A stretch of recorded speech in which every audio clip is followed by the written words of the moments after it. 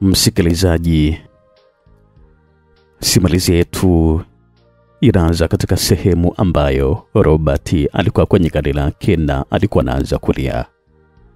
Alikuwa anashindwa kabisa hata kuendelea kuendesha gari. Akaamua kusimama kando ya barabara na huku alikuwa anabubujikwa tu na machozi. Machozi yalikuwa yanamtoka Robert katika macho yake na huku alikuwa anazidi kulia kwa uchungu mkubwa sana. Jua muda huo lilikuwa linawaka na huku watu walikuwa wanaendelea tu na shughuli zao. Lakini kwake bwana Robert hali ilikuwa ni tofauti kabisa. Alikuwa anajikuta yuko katika kisa ambacho kilikuwa na utata mno. Muda huo alikuwa amevalia suti nyeusi, chini alikuwa na kiatu cheusi, lakini sura yake ilikuwa imejawa hofu pamoja na hali ya majuto.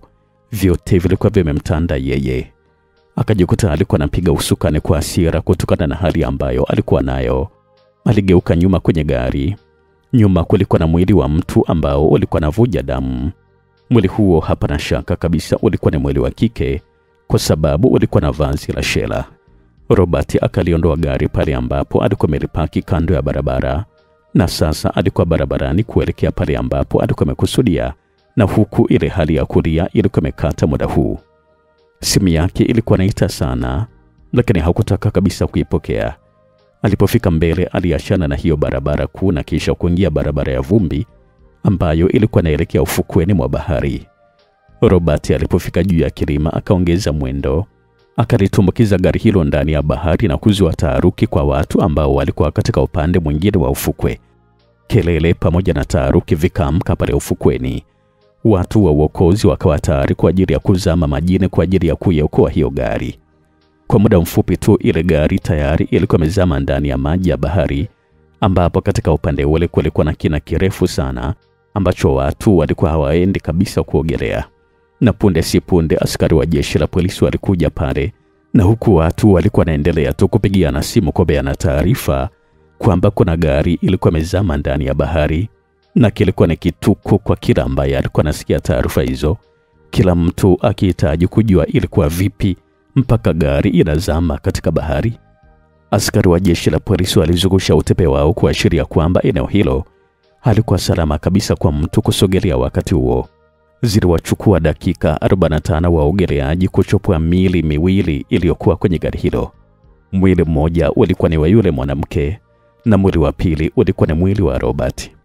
Gari ya huduma ya kwanza ikaichukua miili yote miwili ambayo yote ilikuwa tayari haina uhai. Taarifa hii kusema kweli kabisa ilikuwa na mkanganyiko mkubwa sana kwa watu waliokuwa wameisikia na kuishuhudia pia. Haikuhitaji uchunguzi mkubwa sana kugundua kwamba walikuwa ni wanandoa ama walikuwa ni wanandoa watarajiwa, kwa sababu mwili wa mwanamke ulikuwa na vazi la shela na mwili wa mwanamume ulikuwa na vazi la suti. Mwili wa mwanamke ulikutwa na risasi shingoni. Ufanyike uchunguzi haraka sana kuhusu tukio hili tupate majibu yake. Sawa. Alikuwa anaagiza vile mkuu wa upelelezi kutokea ndani ya jeshi la polisi. Msikilizaji, karibu sana katika sehemu ya kwanza kabisa ya simulizi yetu inaitwa Kivuli cha Umauti. Mimi naitwa Felix Mwenda kutokea hapa Simulizi Mixi. Nambari zetu ni 0677 062 012. Simulizi yetu inaanza na Robert akiwa ndani ya gari na mwili wa mwanamke ambaye tunahisi kwamba alikuwa ni bibi harusi. Lakini sasa Robert anaamua kulitumbukiza gari kwenye maji ya bahari na hatimaye anakufa yeye, na wanatolewa yeye pamoja na huyo mwanamke ambaye tayari alishakufa muda mrefu kabla gari halijazama majini. Ni kitu gani ambacho kimetokea hapa kwa bwana Robert?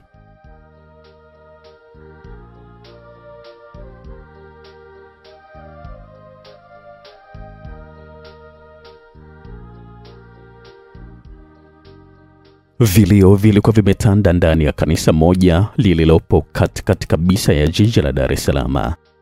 Tayari askari wa jeshi la polisi walikuwa wamefika na kukuta mwili mwingine ambao walikuwa wamejeruhiwa kwa risasi.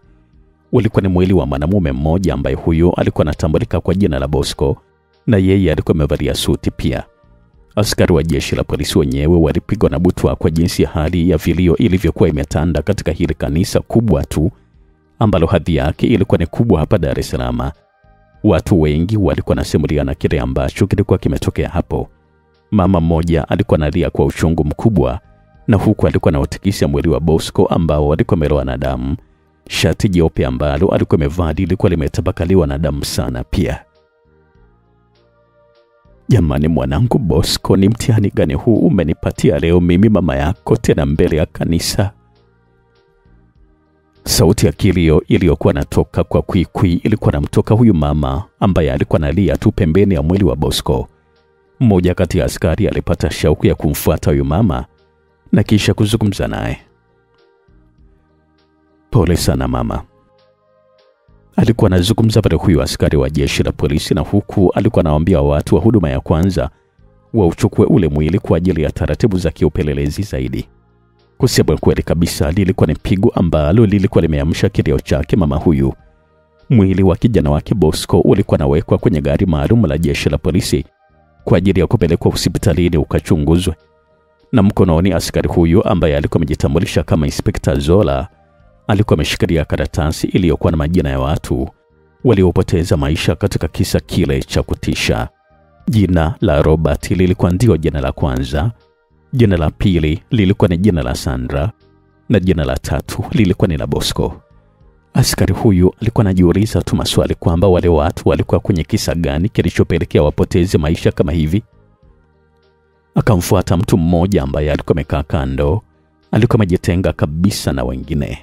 Kupitia jicho la kipelelezi, Inspector Zola aligundua jambo. Alipomfikia huyo mtu akamuuliza swali. Vipi? Ni kitu gani kimetokea hapa? Alikuwa anauliza pale swali huyu askari wa jeshi la polisi. Ilikuwa ni kama vile ameamshwa kutokea kwenye kifo. Akajikuta alikuwa anashtuka sana. Alikuwa ni mdada mwenye sura ya upole, mweupe na mwembamba, na kwa jinsi vile ambavyo alikuwa amevaa, ilikuwa ni rahisi kabisa kutambua kwamba hakuwa miongoni mwa watu waliofika kwa ajili ya ile shughuli ya pale kanisani. Unaitwa nani binti? Naitwa Judith. Lakini huonekani kabisa kama wewe ni mmoja kati ya waalikwa wa hapa kanisani kwenye tukio la leo. Ni kitu gani kimekuleta hapa kanisani? Alikuwa anauliza pale swali huyo askari wa jeshi la polisi, na swali hilo lilikuwa linaambatana na jicho kavu kabisa la kipelelezi. Unaniuliza mimi na kuuliza wewe ndio? Kwani nazungumza na nani hapa? Alikuwa anazidi kuzungumza pale huyo askari wa jeshi la polisi. Mdada huyu alikaa kimya tu bila kujibu chochote, na huku alikuwa anaonyesha alikuwa anatetemeka. Yule askari wa jeshi la polisi alimchukua mdada kwa ajili ya mahojiano zaidi, pamoja na baadhi ya watu ambao walikuwa wanatambulika kama ndugu wa Bosco ambaye alikuwa amefariki kwa kupigwa risasi hapa kanisani. Kusema kweli kabisa, siku ya leo ilikuwa ni siku ya majonzi makubwa sana. Vilio vilitanda mpaka kituo cha polisi, ambapo baada ya polisi kuwataka watulie, ndipo sasa vilio vilikoma. Ni kitu gani kimesababisha vifo vyao? Alikuwa anauliza pale swali Inspekta wa jeshi la polisi Zola, ambaye alikuwa makini muda wote. Mbele yake kulikuwa na ndugu zake Bosco na wengine ambao walijitambulisha kama ndugu wa Sandra, pamoja na ule mdada alikuwa amekaa pembeni, na huku alikuwa katika hali ya hofu pia. Kusema kweli kabisa, inatisha na kusikitisha sana afande. Yaani marafiki walioshibana kabisa leo wanauana kinyama kabisa kama hivi. Alikuwa anazungumza vile wale mama ambaye alikuwa anafahamika kama ndiye mama mzazi wa Bosco. Kilio kilianza kumtanda tena upya kabisa. Ikabidi sasa Inspekta wa jeshi la polisi Zola amuondoe huyo mama, kwa sababu asingeleweza kabisa kuzungumza chochote zaidi ya kulia tu muda wote. Ni kitu gani kimetokea? Alikuwa anauliza pale tena swali Inspekta wa jeshi la polisi Zola, na sasa alikuwa anawatazama watu waliokuwa mbele yake. Mmoja alitikisa kichwa, ishara kwamba hakuna chochote ambacho alikuwa anajua hasa kilichosababisha vifo vya watu watatu. Inspekta Zola alipata wazo la kumuuliza yule mdada. Akamuita na kisha kumuuliza swali. Ni kitu gani ambacho kimetokea pale kanisani binti? Alikuwa anamuuliza pale swali yule mdada ambaye hata mara baada ya kuulizwa alikaa kimya kwa kitambo kidogo kabla ya kuanza kuzungumza. Baadaye machozi alianza kumtoka tu huyu bidada na akajikuta alikuwa anaanza kuzungumza mwenyewe na huku alikuwa anaendelea kulia. Ni kwa sababu ya mapenzi afande. Mpaka sasa najiuliza tu maswali, ni kwa nini mapenzi yameumbwa? Najiuliza tu maswali kwamba ni kwa nini mapenzi yanatesa, yanafanya watu wawe maadui mpaka kuwa na kiasi kama hiki. Mapenzi yanafanya mpaka watu wanapoteza kabisa furaha walizo nazo. Sababu ni mapenzi afande. Alikuwa anazungumza pale huyu bidada na kila mtu alikaa kimya tu mara baada ya huyu dada kuanza kuzungumza. Familia zote ambazo zilikuwa pale, polisi, zilikaa kimya kumsikiliza mtu ambaye hawakuwa wanamjua kabisa alikuwa ni nani. Na sasa walimsikia alikuwa anazungumza kwamba eti chanzo cha yale yote yalikuwa ni mapenzi. Afande, huyu ni muongo tu huyu. Dada mmoja ambaye na yeye alikuwa anabubujikwa na machozi alidakia vile kuzungumza.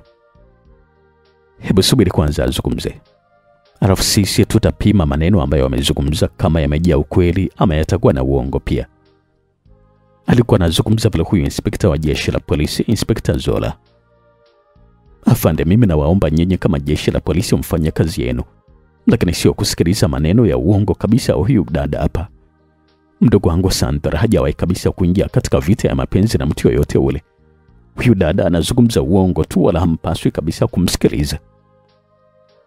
Mpaka hapa tunapozungumza hakuna mtu yoyote ambaye yuko hai binti, ambaye anaweza labda kutueleza na kitu gani ambacho kimetokea.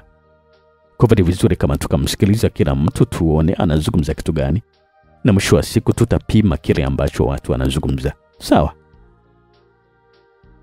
Unamaanisha kitu gani afande kusema kwamba hakuna ambaye yuko hai mpaka sasa? Ni kwamba mdogo wangu Robert amefariki dunia ama? Alikuwa anauliza vile swali kwa mshtuko mkubwa sana kuhusu Robert ambaye mwili wake uliokolewa kule baharini ukiwa hauna uhai mara baada ya kulitosa gari lake ndani ya bahari. Sandra pamoja na Robert wote wamekutwa wakiwa tayari wamekufa ndani ya maji. Na ndio maana hapa nasema kwamba sote tunapaswa kukaa kimya kumsikiliza huyu mwenzetu ambaye anataka kuzungumza, ili kusudi kama kuna ukweli unazungumzwa, basi ndio utatupatia uelekeo wa kujua chanzo cha vifo hivi vyote vya kutisha ni kipi. Alikuwa anajibu vile Inspekta Zora. Taarifa hiyo ikaamsha vile tena upya. Mimi nilikuwa najua labda pengine Robert atakuwa salama jamani. Ni kitu gani kimetokea Robert mwanangu? Nini tena baba kimetokea mpaka sasa na pia taarifa kwamba haupo tena duniani? Bosco, mlikuwa mnaficha kitu gani kwenye maisha yenu mwanangu? Mbona sasa mmetuachia majonzi makubwa sana namna kama hii? Sauti hizo zote zilikuwa ni sauti zilizojaa vilio, mpaka Inspekta Zora akaamuru sasa wote watolewe nje ili kusudi afanye mahojiano na huyu mdada mmoja ambaye alikuwa anaonyesha kwamba alikuwa anajua baadhi ya mambo. Mimi sitaki kabisa uingia katika matatizo. Unaonekana kwamba sio mtu mbaya, na hata sura yako inaonyesha wazi kabisa kwamba hujahusika kwenye jambo lolote lile. Lakini kuna kitu ambacho unajua. Lisaidia jeshi la polisi. Waambie ni kitu gani ambacho kimesababisha vifo hivi vyote vya kutisha, na ilikuwaje pale kanisani mpaka watu wakatupia na risasi. Alikuwa anazungumza vile mama mmoja. Chozi likaanza kumbubujika Judith, na huku alikuwa anamtazama Inspekta Zora ambaye huyu alikuwa makini kumsikiliza kile ambacho atazungumza. Judith, kuna chochote ambacho unajua labda kuhusu maisha ya Bosco, Sandra pamoja na Robert? Alikuwa anauliza pale swali Inspekta Zora, lakini bado Judith alikuwa anaendelea kulia tu. Mapenzi yamefanya kitu gani Judith? Wewe ni sawa tu na binti yangu kule jombani, na siku zote huwa naumia sana kumwona binti kama wewe ukiingia katika matatizo makubwa na jeshi la polisi. Kwa hivyo zungumza tupate kujua sisi kama jeshi la polisi tunaanzia wapi katika kutekeleza majukumu yetu katika kesi hii. Alikuwa anazungumza na Inspekta Zora. Judith alifuta machozi ambayo yalikuwa yanamtoka kwenye mashavu yake, Akavuta pumzi ndefu kama mtu ambaye alikuwa na mafua na kisha akamkodolea macho Inspekta Zora bila kuzungumza chochote. Sasa tupo mimi pamoja na wewe tu basi binti, sawa? Tuzungumze kama mtu na baba yake. Judith, ni kitu gani ambacho kimetokea pale kanisani mpaka haya yote yanatokea? Alikuwa anauliza pale tena swali inspekta wa jeshi la polisi Inspekta Zora, na kauli hiyo ilimfanya Judith avute hewa, akajisikia uhuru fulani wa kuzungumza sasa. Macho ya Inspekta Zora yaliyokoma kijasusi yalikuwa yanamulika Judith ndani ya chumba kimoja cha mahojiano. Unawafahamu vipi watu hawa watatu, Judith? Alikuwa anauliza pale swali tena inspekta huyu wa jeshi la polisi bila kuchoka. Judith akanyanyua mdomo wake ili kusudi aanze kuzungumza kile ambacho kilikuwa kimetokea, lakini mara pale pale mlango ulifunguliwa. Askari mmoja wa jeshi la polisi ambaye alikuwa amevalia sare za kipolisi aliingia, akapiga saruti kwa Inspekta Zora. Mkuu, hii hapa ni ripoti ya uchunguzi ya miili ya marehemu wote watatu. Alikuwa anazungumza pale huyu askari wa jeshi la polisi ambaye alikuwa ameingia, akamkabidhi bahasha Inspekta Zora, akaifungua ili kusudi asome hiyo ripoti ilikuwa anazungumza kitu gani.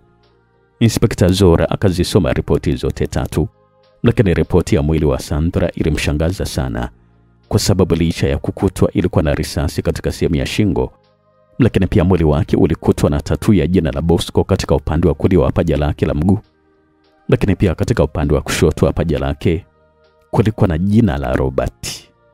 Inspekta Zora akamtazama huyo askari wa jeshi la polisi na kisha akarejesha macho yake kwa Judith, na alikuwa na maswali mengi sana ambayo majibu yake yalikuwa yanatakiwa kuja haraka sana.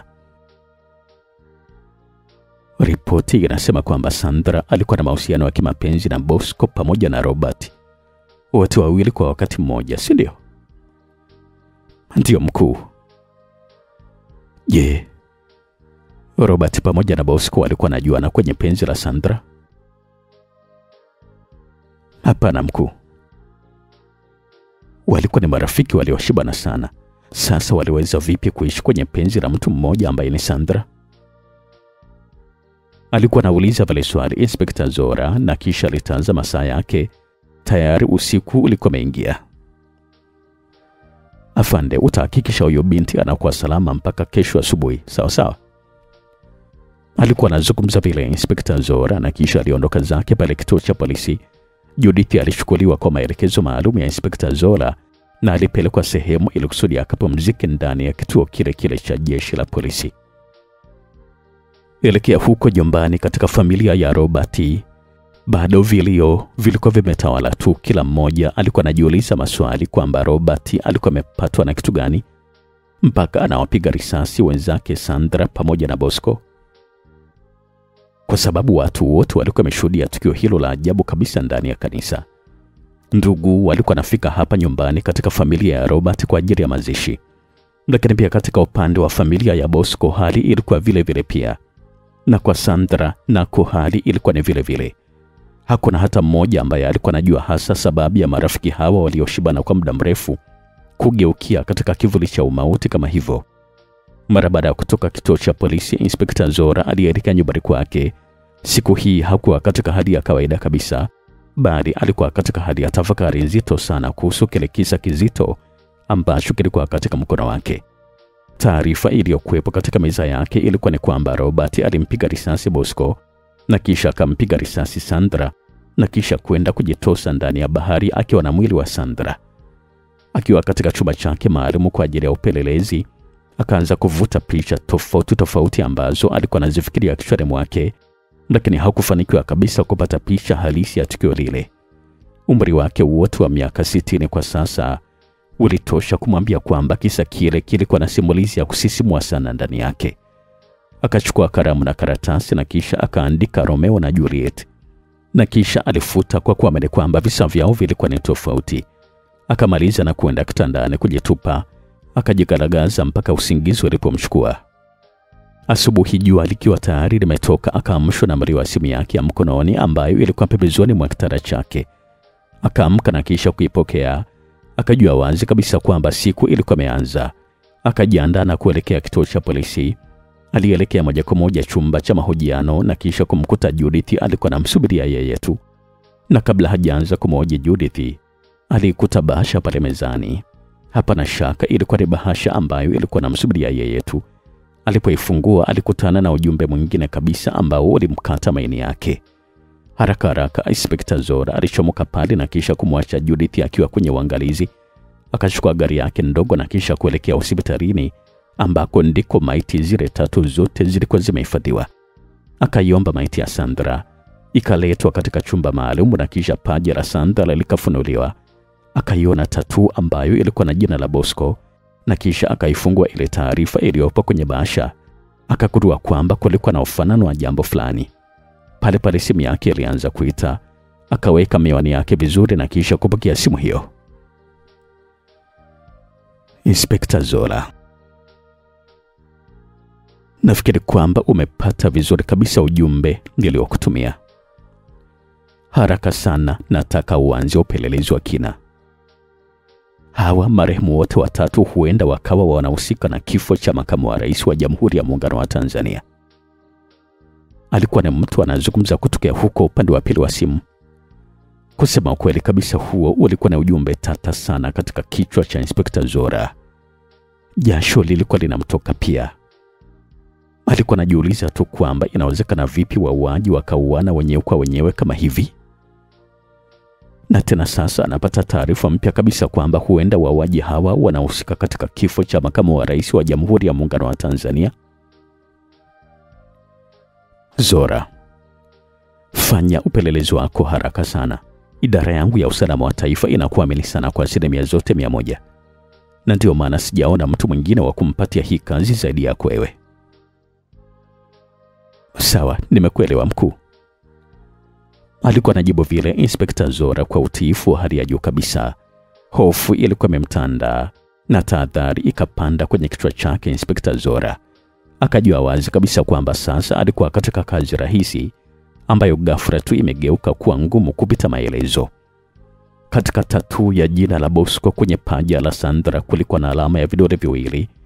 Alama hii ilikuwa ni maarufu sana miezi michache iliyopita mara baada ya kutokea kwa vifo vingi sana vya watu wa usalama wa taifa pamoja na viongozi wa juu kabisa serikalini. Kila kiongozi ambaye alikuwa na wawa alikuwa nakutwa na muhuri wa alama ile ya vidole. Hapo ndipo sasa Inspekta Zora wasiwasi walipoibuka mara baada ya kukutwa na tattoo kwenye mwili wa Sandra. Alafu tattoo hiyo ilikuwa na alama ya vidole ile ile pia. Mara moja simu ya Inspekta Zora ikaanza kuita. Ilikuwa ni simu kutokea kituo cha polisi. Unasemaje? Alikuwa anauliza pale swali Inspekta Zora na huku alikuwa amesimama kando tu ya maiti ya Sandra. Sawa, nakuja hapo haraka sana. Alikuwa anazungumza pale Inspekta Zora kisha alichukua gari mara moja kurejea kituo cha polisi. Akasikia milio ya gari za kubeba wagonjwa kutoka kituo cha polisi. Maiti zilikuwa zimezagaa katika eneo la kituo cha polisi. Inspekta Zora hakuamini kabisa kile ambacho alikuwa anakiona hapa. Polisi mmoja akamfuata Inspekta Zora na kisha akamwambia kwamba yule binti ambaye alikuwa anawajua ndani ya kituo cha polisi ndio alikuwa amesababisha haya mauaji yote hapa kituo cha polisi. Inawezekana vipi binti dhaifu kabisa kama yule awashinde zaidi ya askari wa jeshi la polisi 15 na kisha kuwaua wote kama hivi? Alikuwa anauliza pale swali Inspekta Zora na huku alikuwa anatazama jinsi maiti zilivyokuwa zinachukuliwa na kuwekwa kwenye magari ya kubebea wagonjwa. Inspekta, yule binti anaonekana wazi kabisa kwamba ana mafunzo ya kimapigano na ujasusi wa hali ya juu sana. Ndio maana ameweza kutoroka hapa kituoni na huku akiwa amesababisha vifo vya zaidi ya askari 15. Alikuwa anazungumza pale huyo askari wa jeshi la polisi. Mara baada ya kusikia vile sasa Inspekta Zora alielekea ndani ya kituo. Damu zilikuwa zimetapakaa tu na huku matundu ya risasi yalikuwa kwenye miili ya askari ambao hawa walikuwa tayari wameshauawa. Lakini pia Inspekta yule binti amechukua baadhi ya nyaraka kwenye masanduku. Alikuwa anaongeza kuzungumza pale huyo askari wa jeshi la polisi ambaye alikuwa anamfuata Inspekta Zora nyuma. Akaingia moja kwa moja mpaka kwenye kile chumba cha mahojiano ambacho alimwacha yule bidada ambaye sisi tunajua kwamba alijitambulisha kama Judith. Akaona kwamba kulikuwa na ujumbe juu ya meza, akaufungua ukiwa kwenye bahasha. Akakutana na maandishi matatu yaliyokuwa yameandikwa kivuli cha umauti. Halafu alama ile ya vidole viwili pia ilikuwa chini ya maneno hayo.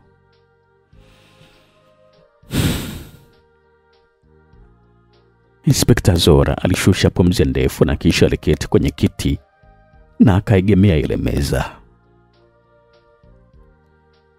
Kusema kweli kabisa, ngoma hii ni ngumu sana kuicheza.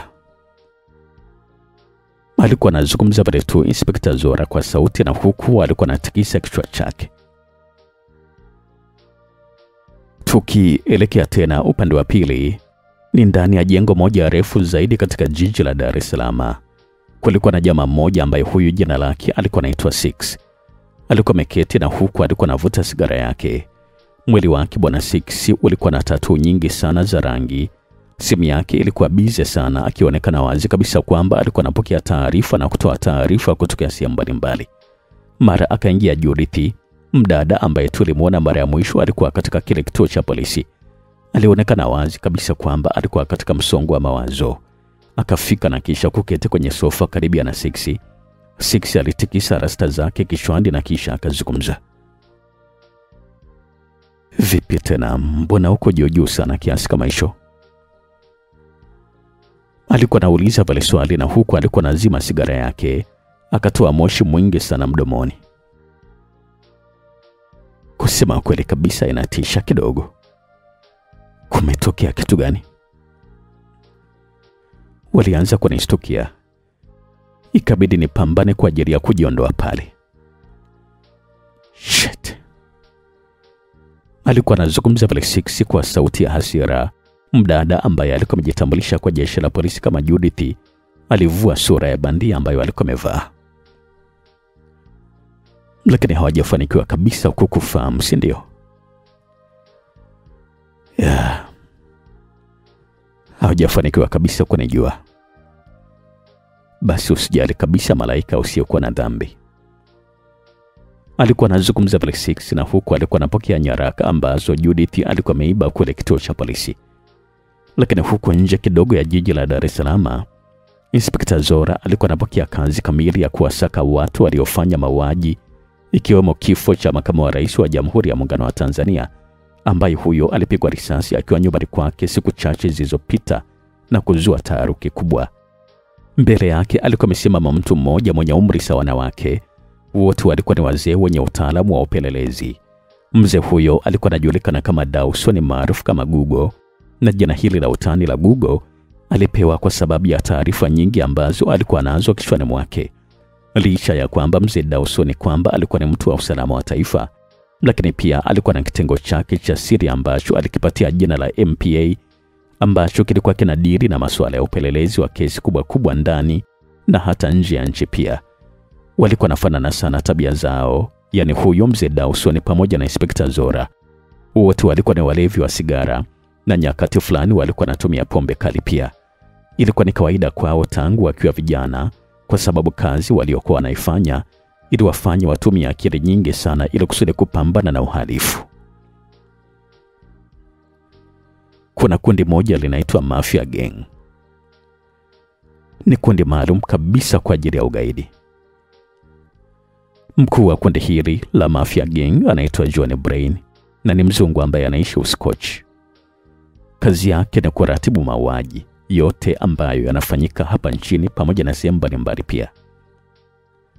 Amefanya kazi katika nchi nyingi sana mpaka sasa, na kwa sasa hivi ambavyo tunazungumza yupo hapa nchini Tanzania, na ndio anayeratibu mauaji ya viongozi mbalimbali kwa maslahi yake binafsi, yakiwemo mauaji ya makamu wa rais wa Jamhuri ya Muungano wa Tanzania. Mwaka 2003 nchini Kongo walifanya mauaji mengi sana. Na ndio maana nataka wewe ufanye upelelezi wa kina kabisa, ukomeshe kabisa hili kundi la Mafia Gang hapa nchini Tanzania. Yalikuwa ni maneno ya mzee Dawson ambayo yalikuwa natoka sambamba kabisa na moshi wa sigara mdomoni mwake.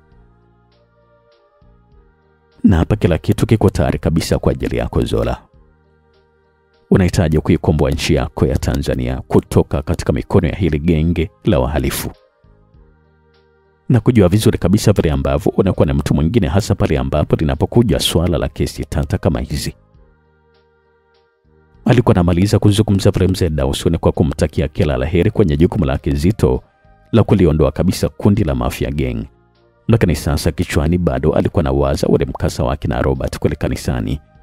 Alikuwa anajiuliza tu maswali kwamba wakina Robert, Bosco pamoja na Sandra na walikuwa wameingia vipi huku katika mkasa wa makamu wa rais kuuawa, na ni kitu gani ambacho kilipelekea na wao pia wauawe.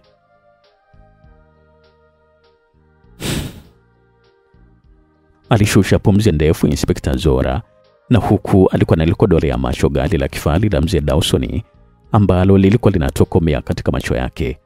Mkononi alikuwa ameshikilia bahasha nyeusi ambayo hii ilikuwa ni bahasha maalum kwa ajili ya kazi za siri. Alikuwa anajua vizuri kabisa na vitu gani ambavyo vitakuwepo katika bahasha hiyo. Safari ya Inspekta Zora ilimchukua takriban masaa 3 kufikia yalipo makazi yake ya siri ambayo alikuwa anayatumia kwenye upelelezi kila pale ambapo anapata kazi ngumu mbele yake kama hii. Alikuwa anajificha kwenye makazi hayo ambayo aliyapatia jina la Hometown. Lilikuwa ni jumba ambalo liko karibu kabisa na fukwe ya bahari ya Hindi. Alichagua katika eneo hili kwa sababu lilikuwa na utulivu sana.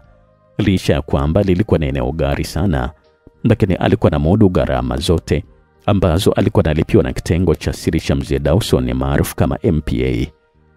Inspekta Zora alibandua karatasi ambazo zipo kwenye ubao maalum, na kisha alibandika karatasi nyeupe, akachora kwa kalamu ya maandishi maneno mawili ambayo yalikuwa yanasomeka Mafia Gang, akimaanisha ndio kwanza alikuwa anaingia kazini kwa ajili ya kupambana na hichi kikosi hatari cha bwana John Brain. Ilikuwa ni tayari usiku ulikuwa umeshaingia. Inspekta Zora alipiga simu kwa waangalizi wa zile maiti ya hospitali kwamba hazipaswi kabisa kutolewa hadi pale ambapo upelelezi utakuwa umekamilika. Kwa sasa familia zote zisubiria kwanza kabla ya maiti za kina Robert kupatikana kwa ajili ya mazishi. Alikuwa na lengo lake ndani ya kichwa chake ambacho kilikuwa kimejaa nywele na mvi. Alikuwa na kidevu chake baada ya kuwa tayari ameshatoa maelekezo hayo muhimu kabisa. Inspekta Zora aliisha kwamba umri wake ulikuwa umekwenda sana, lakini alikuwa anapenda sana visichana vidogo vidogo. Akaondoka kwenye makazi yake na kisha kuelekea baa kwa ajili ya kupata mvinyo na kuangalia mwanamke wa kustarehe naye usiku huu wa leo. Akaagiza waini na huku alikuwa na dokolea macho baadhi ya visichana ambavyo hivi vilikuwa ndani ya baa hiyo. Alipomaliza kunywa alikuwa ameshapata msichana wa kustarehe naye usiku huo, ambapo alielekea kwenye hoteli moja iliyopo mita kadhaa kutoka kwenye makazi yake ya siri. Akastarehe naye na kisha akamuondoa usiku huo huo. Akabadilisha hoteli ambako alilala mpaka asubuhi. Aliamka asubuhi akiwa na uchovu kiasi, akapata kahawa na kisha aliondoka pale hotelini na kuelekea hospitali. Akaagizwa iletwe maiti ya Sandra. Akaanza rasmi sasa kuikagua kwa kutumia jicho lake halisi kabisa la kijasusi. Akiwa amevalia miwani yake ya macho aligundua jambo.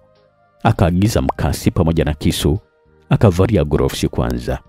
Akawaambia watu wa maabara waongeze mwanga wa taa, na ni kweli kabisa na wao wakafanya vile. Akaona kulikuwa na alama kwenye sura ya Sandra ambayo ilikuwa inaonyesha kwamba sura ile haikuwa ni sura halisi. Akafuatisha ile alama kwa kisu, ndipo sasa akaona sura ilikuwa inajivua. Wote waliokuwa ndani ya chumba cha maabara wakaingiwa na ganzi, kwa sababu lilikuwa ni jambo ambalo lilikuwa linahitaji umakini wa hali ya juu kabisa kujua kwamba sura ya Sandra ilikuwa ni sura bandia. Sura ilipovuka wakaikuta sura nyingine kabisa. Pale pale Inspekta Zora alivua gloves zake, akachukua simu yake na kisha kupiga picha, na kisha alipiga simu kwenye kitengo cha siri cha mzee Dawson maarufu kama MPA. Tafadhali sana, nahitaji wataalamu wa maabara haraka sana katika hospitali ya Mtakatifu James karibia na chuo cha biashara. Ilikuwa ni sauti yake Inspekta Zora iliyojaa umakini mkubwa zaidi. Haraka sana wale wataalamu aliwaomba waliwasili katika hospitali hii. Chunguzeni kwa makini sana maiti mbili za Robert pamoja na Bosco. Vueni sura zao za bandia na kisha mpige picha mnitumie. Alikuwa anazungumza vile Inspekta Zora kuachia maagizo, na kisha yeye aliondoka zake pale hospitalini, na huku alikuwa na jambo jipya kabisa katika akili yake. Sasa ndio alikuwa na mashaka juu ya wapi walipokuwa kina Robert wa ukweli, Bosco wa ukweli na Sandra wa ukweli. Na ni kwa nini wale wajitoe muhanga kupoteza maisha yao kwa kuvishwa sura bandia za kina Robert? Hapa ni lazima tuko na jambo limejificha. Haiwezi kabisa kuwa bure. Alikuwa anazungumza pale tu Inspekta Zora, na huku alikuwa kwenye gari yake. Alikuwa anaelekea ofisini kwa mzee Dawson ambaye alikuwa ni mtaalamu wa taarifa kutoka usalama wa taifa. Inspekta Zora, vipi, kuna jambo jipya umeligundua mpaka sasa? Alikuwa anauliza pale swali mzee Dawson mara baada ya kukutana ana kwa ana na Inspekta Zora. Dawson, kusema kweli kabisa jambo hili lina mchakato hatari sana ambao unahitaji utulivu mkubwa sana. Sasa hilo ndilo ambalo hata mimi nilikuwa nategemea kulisikia kutokea kwa Inspekta Zora. Kwa sababu nilishajua toka mwanzo kabisa kwamba hii sio kazi ya kitoto. Na ndio maana nikaamua kuileta katika meza yako wewe na sio kwenda kwa mtu mwingine yeyote ule. Bila shaka mpaka sasa umekutana na kazi nyingi sana za hatari na ngumu, na zote umefanikisha kuzimaliza. Na hili haliwezi kuwa jepesi pia, japo naamini kabisa kwamba utalimaliza. Alikuwa anazungumza pale Dawson. Maiti zile zote tatu nimegundua kwamba zina sura za bandia. Kwa vinaonyesha wazi kabisa kwamba kuna mwamvuli wa kifo ulitumika hapa ili kusudi kupumbaza akili za kipelelezi. Kwa hapa unamaanisha kwamba maiti zile zote sio halisi kwa sura tambuliwa? Ya, ndio Dawson. Na hii hapa ni mojawapo. Alikuwa anazungumza pale Inspekta Zora, na kisha alimwonyesha Dawson sura iliyokutwa kwenye maiti ambayo mwanzo ilitambulika kama maiti ya Sandra, na kumbe ilikuwa imevishwa tu sura bandia ya Sandra. Yeye hakuwa Sandra. Wauaji wanaonyesha wazi kabisa kwamba ni watu wenye akili kubwa sana, na inaonyesha wazi kabisa kwamba ni wazoefu wa hii kazi, Inspekta Zora. Kwa hapa kitu ambacho wanatakiwa kujua ni kwamba umakini wa hali ya juu kabisa wanatakiwa, kwa sababu kama watagundua umeshajua kwamba sura zile zote ni za bandia, basi hali inaweza kuwa mbaya. Na wewe unatakiwa kupata sura bandia ili kusudi kuficha uhalisia wako. Alikuwa anazungumza pale mzee Dawson akionyesha kuanza kulitazama jambo hilo kwa jicho la tatu. Tukielekea tena huko upande wa pili, ni ndani ya uwanja wa ndege wa kimataifa wa Mwalimu Julius Kambarage Nyerere. Six pamoja na yule bidada ambaye alikuwa amejitambulisha kwa Inspekta Zora kwamba anaitwa Judith, lakini huku alikuwa anaitwa Malaika, walikuwa nasubiria ugeni ndani ya uwanja huu wa ndege jioni ya leo. Malaika alikuwa kwenye sura yake halisi kabisa, na alikuwa anaonekana kama mdada aliyokuwa na majivuno sana. Shingo yake ilikuwa na tatu ya maua ya rangi aina ya rozi. Iliwabidi kukaa pale kwa zaidi ya dakika 30, na punde walipata kumwona mtu ambaye walikuwa amekuja kwa ajili ya kumpokea. Alikuwa ni mzungu mwenye kibegi kidogo. Safari ya kutoka hapa uwanja wa ndege kuelekea kwenye makazi yao ya siri ilianza mara moja. Mzungu alipofika kwenye gari akavua sura bandia ambayo alikuwa amevaa. Sasa huyu ndio John Brain mwenyewe, ambaye idara nyingi za usalama katika dunia zilikuwa zinamtafuta kwa udi na uvumba, lakini ilikuwa ni ngumu sana kumnasa. Licha ya kwamba yeye ndio alikuwa ni bosi wa kundi la kigaidi la Mafia Gang, lakini pia alikuwa anapokea oda kutoka kwa mabosi wake mbalimbali ambao hao walikuwa ni mabosi wa siri sana. Vipi walifanikiwa kuchukua nyaraka? Alikuwa anauliza pale swali John Brain, na huku alikuwa anaweka ile sura ndani ya begi lake dogo ambalo lilikuwa na sura nyingine za bandia nyingi tu, ambazo hizi alikuwa anazitumia mara kwa mara ili kusudi kuficha utambulisho wake. Ndio nimefanikisha kuchukua nyaraka bosi, lakini sasa kuna mpelelezi mmoja ni makini sana, anafuatilia jambo hili. Nilishawaambia toka mapema kabisa kwamba mnatakiwa kwanza kusafisha kikosi cha usalama wa taifa, ndipo kazi nzito ianze mara moja. Alikuwa anazungumza pale John Brain, na kisha alichukua nyaraka na kuanza kuzipitia. Alikuwa anajua kuzungumza na kusoma lugha zaidi ya 20, kuvua kupata kabisa shida pindi alipokuwa akiratibu mipango fulani katika nchi tofauti tofauti. Lakini pia tukielekea upande wa pili ni ndani ya Ikulu Dar es Salaam, Tanzania. Mzee Dawson alikuwa anafanya mazungumzo na Rais wa Jamhuri ya Muungano wa Tanzania ili kusudi kujua walikuwa wamefikia wapi katika msako wa magaidi ambao hawa walikuwa na wamaliza viongozi wakubwa katika nchi. Ilikuwa ni lazima tu wadhibiti Mafia Gang kabla halijaleta mpasuko na taharuki kwa wananchi. Tayari watu ambao hawakuwa na usalama wa taifa walikuwa wameshaanza kufa. Vifo vya askari 15 ndani ya kituo cha polisi ilikuwa ni miongoni mwa taarifa ambazo zilimkasirisha sana Mheshimiwa Rais. Dawson, wewe unasifika sana kwamba ni jasusi nguli sana hapa nchini Tanzania. Na tayari kazi hii iko katika mikono yako na hakuna namna tunaweza kufanya bali kusikiliza tu maendeleo yako. Alikuwa anazungumza vile Mheshimiwa Rais. Mzee Dawson alikuwa anachezea tu kalamu kuonyesha kwamba alikuwa anatafakari namna ya kumjibu Mheshimiwa Rais. Rais aligonga meza kama ishara ya kuhimiza kupata jibu kutokea kwake Mzee Dawson. Mzee Dawson akatulia kwa sekunde chache na kisha kuzungumza. Ni kweli kabisa kazi ipo katika mikono yangu Mheshimiwa Rais.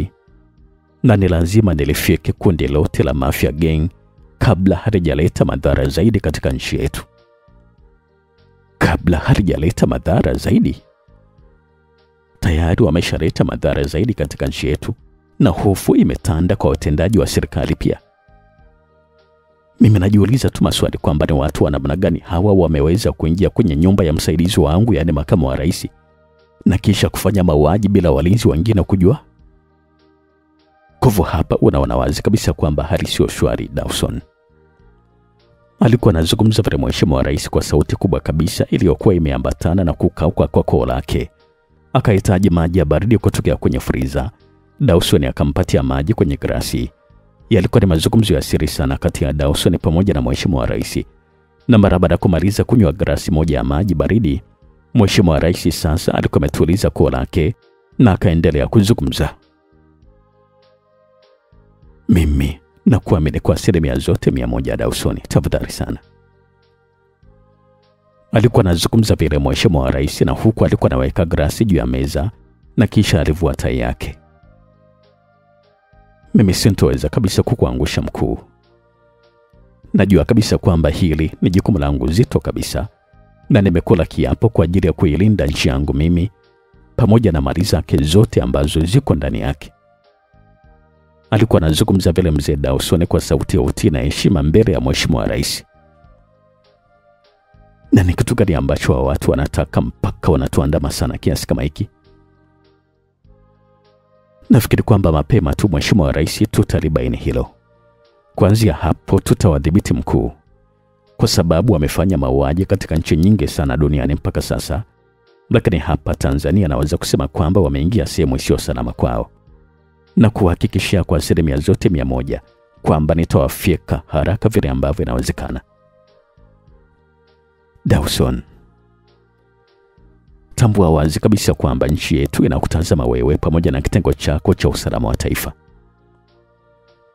Alikuwa anamaliza kuzungumza vile Mheshimiwa Rais na kisha akamruhusu Mzee Dawson akaendelee tu na majukumu yake mazito. Jasho lilikuwa linamtoka. Mzee Dawson alichukua lifti na kushuka chini kabisa. Akaingia kwenye gari yake na kisha kuondoka. Jua lilikuwa ni tamu sana siku hii ya leo. Hali ya ubaridi ilikuwa inachukua nafasi kubwa zaidi. Inspekta Zora alielekea nyumbani kwa marehemu Robert. Waombolezaji walikuwa wengi sana, lakini Inspekta Zora akahitaji kuonana na mama yake na Robert. Akaonyeshwa mahali ambapo mama huyu alikuwepo na Inspekta Zora akamfuata na mazungumzo yalianza mara moja. Pole sana kwa msiba mama. Mimi naitwa Inspekta Zora. Nafikiri kwamba unanikumbuka vizuri kabisa mama. Alikuwa anazungumza na Inspekta Zora kisha aliketi. Alikuwa anahitaji kuzungumza na mama yake na Robert peke yake. Waombolezaji wengine wakaamriwa kwamba watoke mara moja kwa sababu askari huyu wa jeshi la polisi alikuwa na mazungumzo na mama wa marehemu. Mara ya mwisho mama ulionana wapi na mwanao Robert? Alikuwa anauliza pale swali Inspekta Zora. Mama Robert alifuta chozi lake, akajiweka vizuri na kisha kuzungumza. Mara ya mwisho nilizungumza na Robert kupitia simu, na alisema kwamba nije huku kwa ajili ya harusi yake. Nilichelewa kufika huku kutokana na mazingira yaliyo nje ya uwezo wangu, lakini alikuwa anasisitiza sana kwamba natakiwa kuwepo. Lakini nilifika japo ilikuwa ni siku ya harusi yenyewe. Na mara baada ya kufika ulionana na mwanao? Hapana afande. Robert alipofika kanisani hakupata hata muda wa kunitazama. Na ndio muda huo huo tukio likatokea. Mtoto wako Robert alikuwa anafanya kazi gani mama? Robert alikuwa na duka la kuuza maua hapa mjini Dar es Salaam. Na hiyo ndio ilikuwa ni biashara yake ya muda mrefu sana. Na Bosco huyu ambaye anatajwa kwamba ni rafiki yake na mwanao, unamjua vipi? Alikuwa anauliza pale swali Inspekta Zora. Mama alianza kulia. Inspekta Zora akajitahidi kumtuliza ili kusudi aendelee kuzungumza. Bosco ni kama mwanangu pia. Wote wawili walikuwa napenda sana kuja kunitembelea nyumbani. Hata sijui amepatwa na kitu gani mpaka wakaua, na kusema kweli. Alikuwa anazungumza vile mama yake na Robert. Inspekta Zora alipomaliza kuzungumza na mama Robert, alielekea kuonana na mzee Dawson ambaye alimpigia simu kwamba kuna ujumbe kutokea kwa rais. Ndani ya mkoba wa Inspekta Zora kulikuwa na sura za bandia ambazo alikuwa amepewa na mzee Dawson ili kusudi kuficha uhalisia wake yeye. Alipofika kwenye gari akavaa sura bandia na kisha kuelekea kuonana na mzee Dawson. Kama kawaida yao, walikutana katika sehemu ambayo ilikuwa imejificha, na huku alikuwa anapata pombe ambayo kwao walikuwa naita kama kifungua kinywa. Sura ya mzee Dawson ilikuwa imekosa kabisa neema ya furaha. Tabasamu lake alikuonekana kabisa hata chembe, na hiyo ilimfanya Inspekta Zora atamani kusikia kutoka kwa mzee Dawson ni kitu gani ambacho kilikuwa kinamsibu.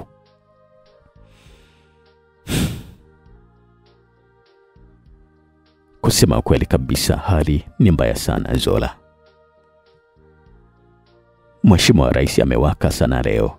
Anahitaji kazi iishe ndani ya muda mfupi, vinginevyo anaweza akaajiri watu wengine kutoka nje kwa ajili ya kuja kupeleleza ni wakina nani wanahusika na hii mafia gang. Alikuwa anazungumza vile mzee Dawson kwa sauti ambayo ilikuwa inatoka kwa vituo, na huku alikuwa na meza funda za pombe ambayo alikuwa anakunywa. Lakini mzee Dawson, umenipatia kazi ya kufanya ndani ya masaa 24. Na ndani ya upelelezi huu kuna visa tata sana ambavyo vinahitaji umakini wa hali ya juu sana. Vinginevyo naweza kusema kwamba tunaweza kupoteza kila kitu. Kuna mtu anayetaka kuunganisha naye hapa Zola. Yeye ni rafiki yangu wa muda mrefu sana. Anaitwa Pacho. Atakusaidia baadhi ya mambo ili kusudi kuendana na muda. Alikuwa anazungumza vile mzee Dawson, lakini pale simu yake mzee huyu ilianza kuita. Akaisikilizia kwa mito mitatu na kisha alipokea na kuiweka kwenye sikio lake ambalo lilikuwa limejaa usikivu wa kupokea taarifa. Alichokisikia kutokea huko upande wa pili wa simu kilimshtua kweli kweli, na mara pale simu ilikatwa. Barabara namba 8 kuna mauaji yametokea ya afisa usalama wakati akiwa anatoka kanisani. Ilikuwa ni sauti ya mzee Dawson ambayo ilikuwa imetawaliwa na utulivu wa hali ya juu kabisa.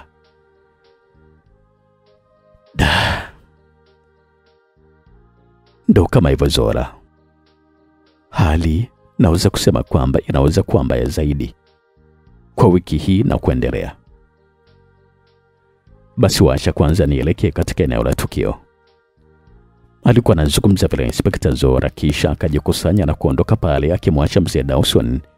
Alikuwa anaendelea tu kugida pombe yake kali. Yeye alikuwa na majukumu yake ya kazi, ndiyo Inspekta Zola. Ni kweli kabisa alifika katika eneo la tukio. Akakuta mwili wa afisa ambaye alikuwa ameuawa ulikuwa juu ya daraja. Gari ya afisa huyo ilikuwa imesimama katikati ya barabara na kusababisha msongamano wa magari. Taratibu za kiusalama zikaanza mara moja, huku mwili wa afisa huyo ukichukuliwa na kupelekwa hospitalini. Mara simu ya Inspekta Zora ikaanza kuita. Ujumbe kutoka kwa wataalamu wa maabara kutokea kwenye kitengo cha siri cha mzee Dawson ambacho kilikuwa kinaitwa MPA ulikuwa naingia. Akapewa taarifa juu ya maiti ya Robert pamoja na Bosco. Maiti ile ndiyo ilikuwa ni maiti pekee iliyokuwa na sura halisi, tofauti na maiti ya Sandra ambayo hii ilikutwa ilikuwa na sura bandia. Inspekta Zora akajikuta akiwa njia panda, hajui kabisa anzia wapi na kumalizia wapi. Simu yake ikaingia meseji fupi kutokea kwenye namba ambayo ilikuwa ni namba ya siri. Meseji hiyo ilikuwa nasomeka kama ifuatavyo: Zola, toka katika eneo hilo haraka sana. Ujumbe ulikuwa nasomeka hivyo. Inspekta Zora akajaribu kutafakari kwa kina, lakini hakupata kabisa majibu kwa haraka. Akajaribu kujibu huo ujumbe, lakini hakufanikiwa kabisa kupata majibu. Kwa akili yake ya upelelezi akajua mara moja kwamba kuna mtu alikuwa anamuona yuko pale. Haraka aliondoka pale na kuelekea kwenye gari lake ambalo hili lilikuwa kando tu na eneo lile. Mara akasikia mlipuko mkubwa sana. Alipogeuka akaona gari moja lilikuwa linawaka moto, na ndilo lilikuwa ni gari ambalo yeye alikuwa karibu nalo pale ambapo alikuwa amesimama katika eneo la tukio. Hapo sasa ndipo alifanikiwa kujua kwamba kuna watu walikuwa wanamfuatilia kwa karibu sana. Lakini sasa alikuwa na maswali mengi kwamba ni nani aliyemwokoa kwenye hili shambulio, kwa sababu mlipuko huo ulikuwa umesababisha majeruhi wengi sana ambao walikuwa ni askari wa jeshi la polisi pamoja na wapita njia.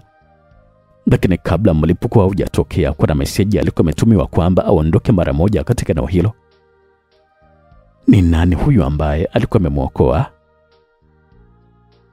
Alipofika kwenye gari yake alipata shauku ya kutaka kumjua mtu aliyemwokoa kwenye kifo. Akachukua simu yake na kisha kujaribu kujibu ile meseji, lakini hakupata kabisa majibu mengine. Akamtafuta mzee Dawson na kisha kumtaarifu juu ya tukio hilo la mlipuko. Aliyekuokoa anaitwa Pancho Zola, na ndiye msaidizi wako nambari 1 kabisa katika majukumu. Kusema kweli kabisa mzee, nilikuwa naona kifo changu wazi kabisa pale. Unatakiwa kuwa makini sana Zola. Watu wa usalama wanauawa sana kwa sasa. Alikuwa anazungumza vile mzee Dawson na kisha alikata simu, na hiyo ikampatia wasaa Inspekta Zora kuelekea kwenye makazi yake ya siri karibia na ufukwe. Masaa mawili baadaye yalimkuta Inspekta Zora alikuwa amekalia kiti kwenye makazi yake ya siri. Mbele yake kulikuwa na meza nyeusi ngumu iliyotengenezwa kwa kioo. Alionekana kwamba alikuwa amezama katika lindi zito la mawazo. Alikuwa anafikiria namna muuaji alivyokuwa anafanya mauaji kila kukicha. Bado alikuwa anatakiwa kujua ni wapi alipo Sandra wa ukweli kabisa. Kama Bosco pamoja na Robert walikuwa wametambulika kwamba walikuwa ni watu halisi, halafu Sandra alikuwa ametambulika kwamba alikuwa amevaa sura ya bandia. Sasa huyo Sandra halisi yuko wapi? Na presha ya mheshimiwa rais kulazimisha kazi ifanyike haraka ilikuwa inamkasirisha sana Inspekta Zora. Anga lilikuwa limebadilika na kuwa jeusi machoni kwa idara ya usalama wa taifa.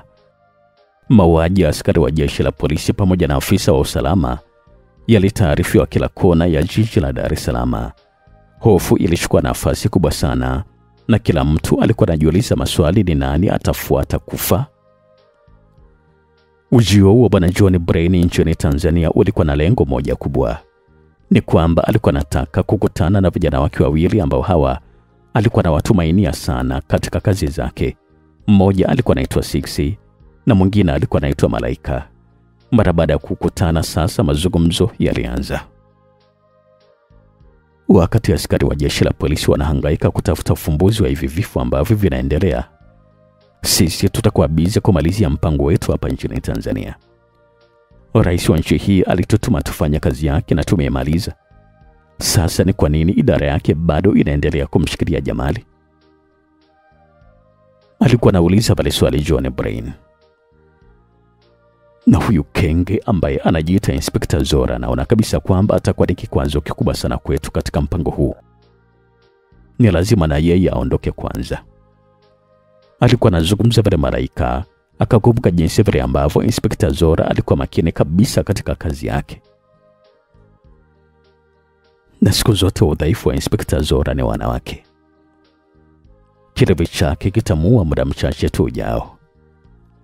Alikuwa anazungumza vile John Brain, ambaye huyo alikuwa anaonekana wazi kabisa kwamba alikuwa amejaza mambo mengi sana kichwani mwake. Kazi hiyo naomba niachie mimi. Alikuwa anazungumza vile Six, akiomba kupewa huo mpango wa kuondoa uhai wa Inspector Zora.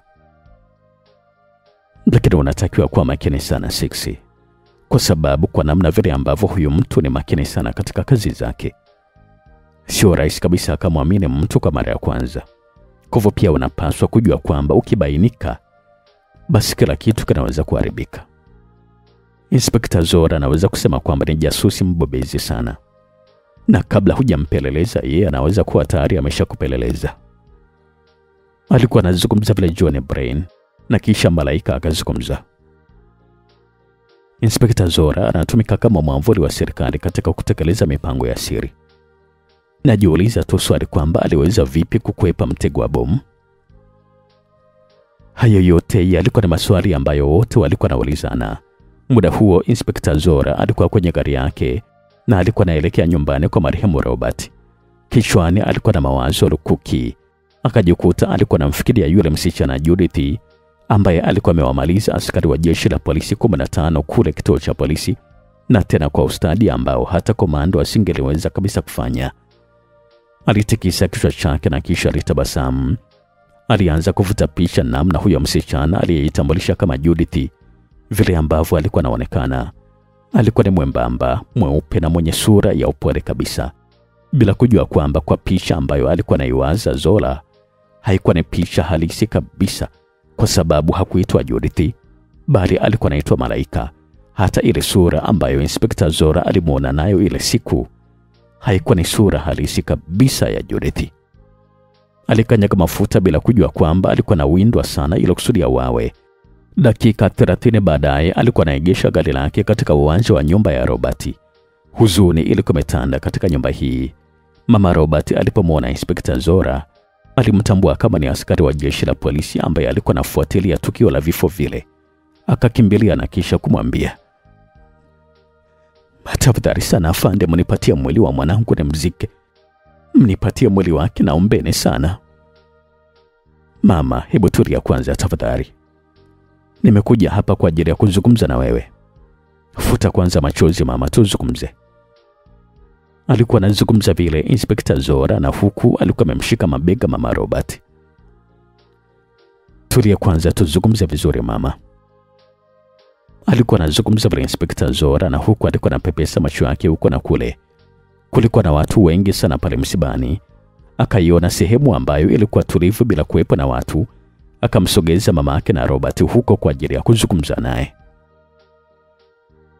"Mama, hebu naomba kwanza nieleze vizuri hili tukio lilitokea vipi? Kwa sababu kusema kweli kabisa kuna utata mzito sana katika jambo hili." Alikuwa anazungumza vile Inspector Zora, na huku alikuwa makini sana kutaka kusikia ambacho mama Robert angezungumza. Mama Robert alifuta machozi na kujituliza kidogo, na kisha akaanza kuzungumza kumwelekezea Inspector Zora. "Sisi tulikuwa kanisani tu wakati tunasubiri ndoa iweze kufungwa, ili kusudi mwanangu Robert apate kumwoa Sandra. Lakini ghafla tu nilistuka kusikia milio ya risasi, na nilipogeuka nikamwona mwanangu Robert alikuwa ameshikilia bastora, na huku miili miwili ya Bosco pamoja na Sandra ilikuwa chini." Katika hali ya taharuki, kila mmoja akapiga kelele za uoga. Robert akaubeba mwili wa Sandra na kisha kuondoka nao, na huku alikuwa analia. Alikuwa anazungumza vile mama Robert, na kisha alianza kulia kwa uchungu mkubwa sana, mpaka Inspector Zora akajikuta alikuwa anadondosha machozi yake kwa jinsi vile ambavyo mama Robert alikuwa analia kwa uchungu. "Tafadhali sana afande, naomba msaada wako, nipatie maiti ya mwanangu Robert ili kusudi niizike mimi." "Sawa, hakuna shida kabisa mama.